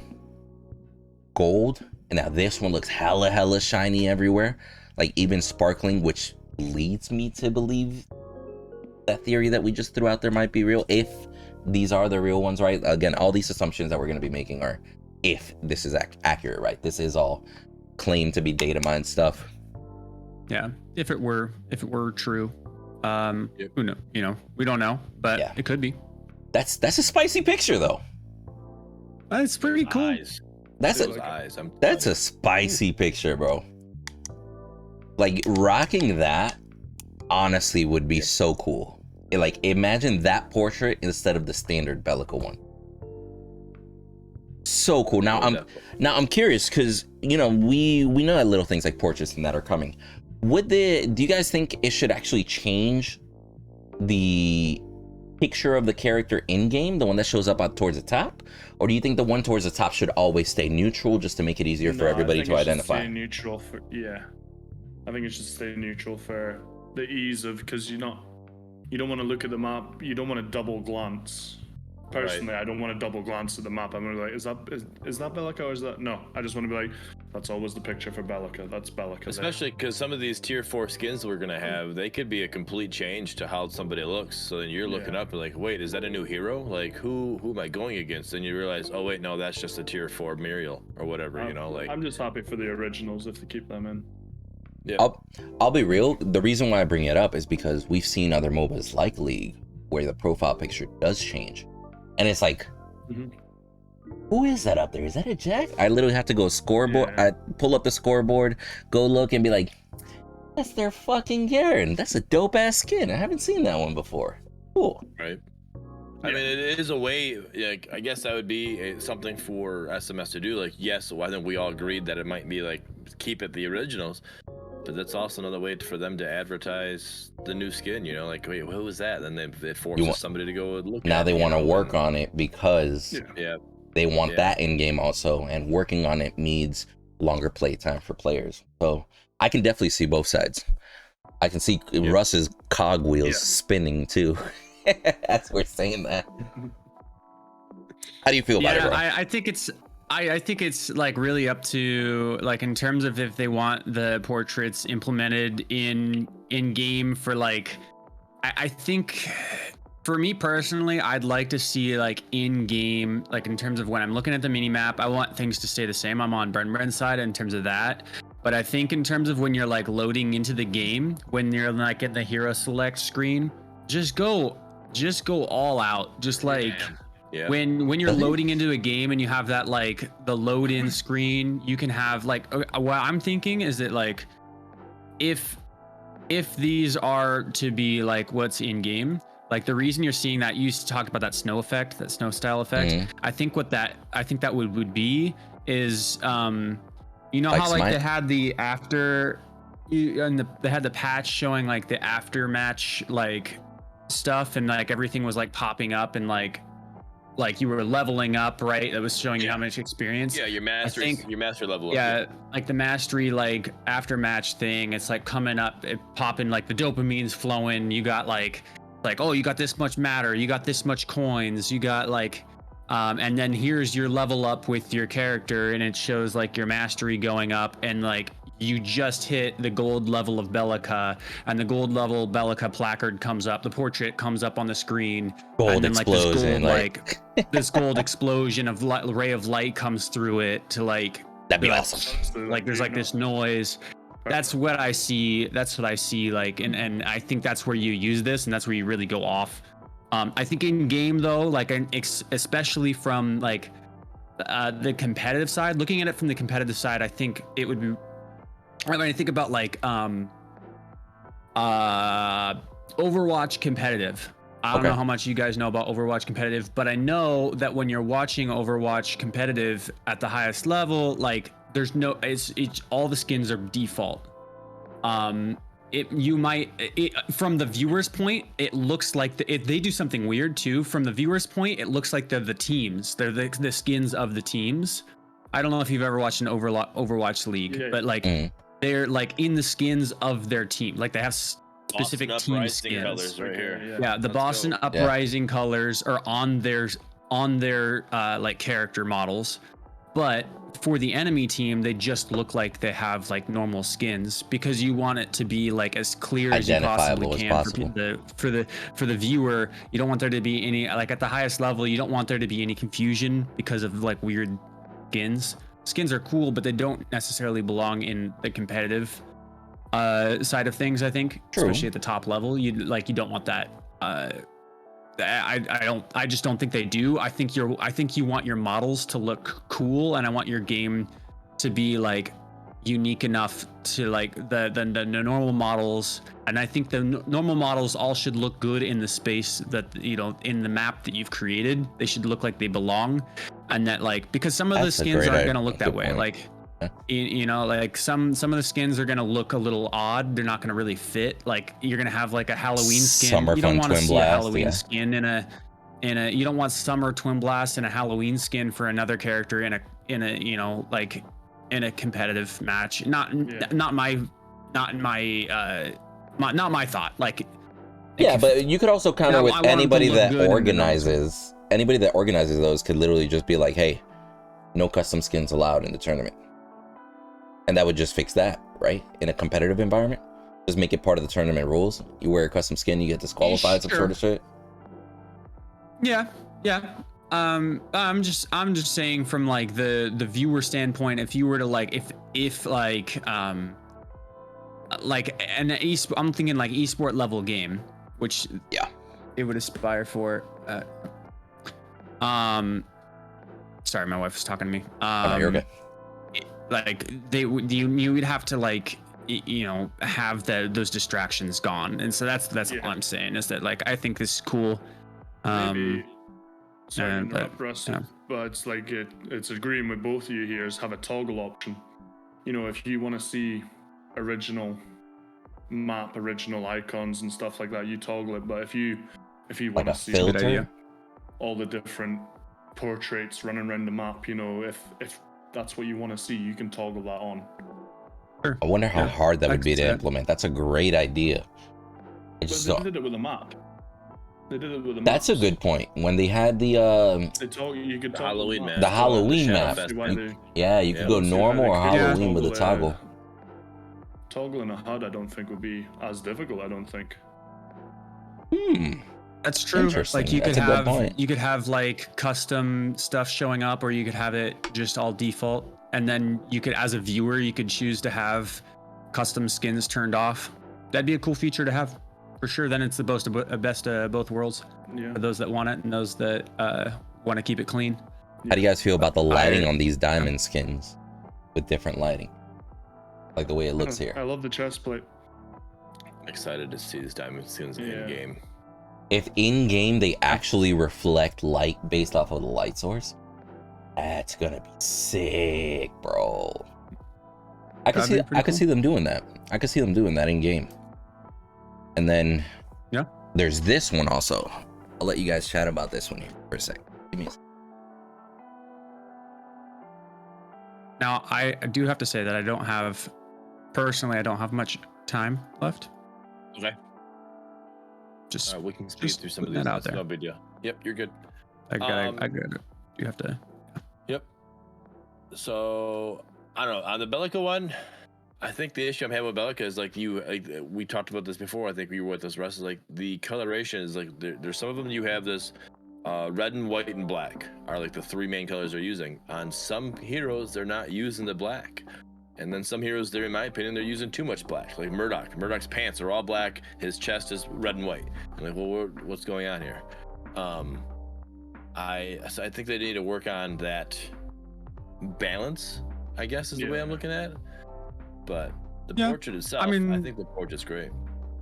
Yeah, I think until they get into the game, I don't know if I mean, obviously none of this is final, so I don't really want to like look too much into the as long as they fit in the same theme, like I don't want to like look into it too much until I actually see them in game, because then you're looking into hypotheticals of what they'll look like, because we don't know what they'll look like because they haven't been released yet. So I mean, I think the Bellica one did show us. They did show us the Bellica one.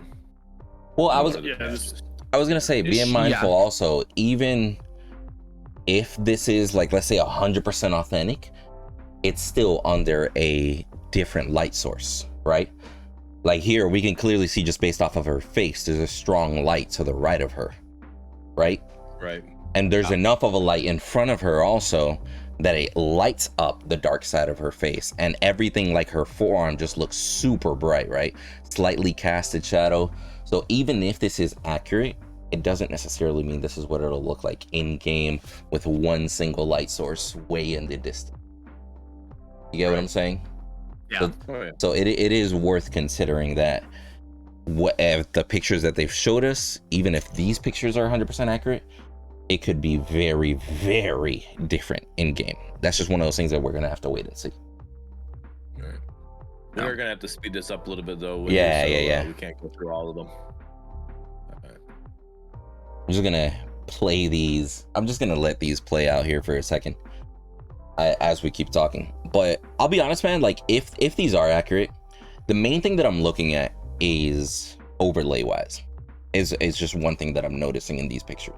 Because custom pictures of custom skins, that's all cool. We figured that stuff like that was going to be coming down the road, right? My main thing would be, are these overlays going to be animated? If Strange Matters is listening, which I'm assuming they are, please animate them. I don't know how much of a step that would be, but that will be an extra flair that could get added before the actual implementation, that when it doesn't get implemented, it just makes the mastery system that much better. You get what I'm saying? Yeah, it'd be kind of like the Apex, the animate. Apex, you're talking about the animated, animated, like when you're loading into a game, kind of like how they see like a 3D model of your character. Oh, could you imagine they're just standing there like in their stationary idle breathing and stuff? And then eventually they could animation in front of your card. And then they could sell upgrade animations, be like, hey, you want this? It's going to cost you this much matter, this much coin. Yeah. But now in the middle, like your chimera is just going to go or some shit like that. Exactly. Super cool. I'd love to see a 3D animation. Would be super cool. And that's something that I don't think any other MOBAs do right now. As far as MOBAs, no, but it'd be great to take from, for example, Apex, where you can customize the border, you can customize the background, you can customize the animation of the character. All potential income that they could easily do, while also just giving more customization to the player. Because we all know, as far as customization, that shit sells. Like, there's no reason why RPCs should have even as much RGB as they do, but we still do it. Right. I look at Cooch's camera right now. I can see the Fault logo in his PC. on his CPU cooler. You get me? Customization sells. Even like they could go straight out the wazoo, because customization also affects game experience. I don't know if you guys feel that way, but we could go into a whole nother talk. But I heavily support them investing time, resources with the, and getting the art department to do their thing, and then getting somebody else to implement it in order to provide more customization. Because I can tell you personally, if I could customize a little bit more, I might actually just enjoy playing even more. Not just skins. Like hell, every time I pop up the menu, my menu's a different color because I decided to buy that option. Just even some super simple thing that a simple change of a color wheel could do, right? Yep. Worth considering. Now, is there anything that you guys want to say before we end here? Last minute shout outs, throw in your plugs if you want to, even though I have all your links down below. Follow me on Twitter for self-validation reasons, and that's about it for me. I love it. I love it. Yeah. Go ahead. I love that. Yeah, and then just come swing by the Rust Bus as well. Yeah, just come say hey. Come, streaming on Twitch and stop by. Take a ride. Stream. Say hey. You saw him on the episode here. Yeah, come say hi and say hello. But yeah, everybody in this little grid right happy here, to be part of this community. Yeah, everybody in this little grid right here is worth following for a very different reason. I think that's one of the most awesome parts, by the way. Like the vibe, the ambient and everything. Like, I'll be real with y'all. You chill with Bren, chill as fuck environment, right? You chill with Russ, bro, you better be ready to be hype. You better be ready to see some shit you weren't expecting, right? If you chill with Cooch, you better be ready for the bad gameplay. I'm just playing, bro. The bad jokes. Oh yeah, just get ready for full dad mode football references all day. You better be ready for like his custom Tuesdays and shit. And I'll be honest, if you see my side, you're just gonna see some random space shit that you probably don't expect, whatever. But definitely go follow all these and be mindful, guys. Just to reiterate one thing here before we end, a lot of these changes are for the future, for the benefit of the future of the game, right? So like Cooch mentioned, it is worth just keeping an open mind, try to assess it from a different perspective. But I also want to throw a message out to SMS. It is very important that they do provide some sort of overall guidance. There's a reason why almost every successful game has a roadmap of the sorts. We understand why there's no roadmap right now. We understand it's a small indie studio and everything, but at the end of the day, showing people at least part of the overall picture is better than just no official guidance. Let's just throw stuff out and eventually they'll figure it out. You know what I mean?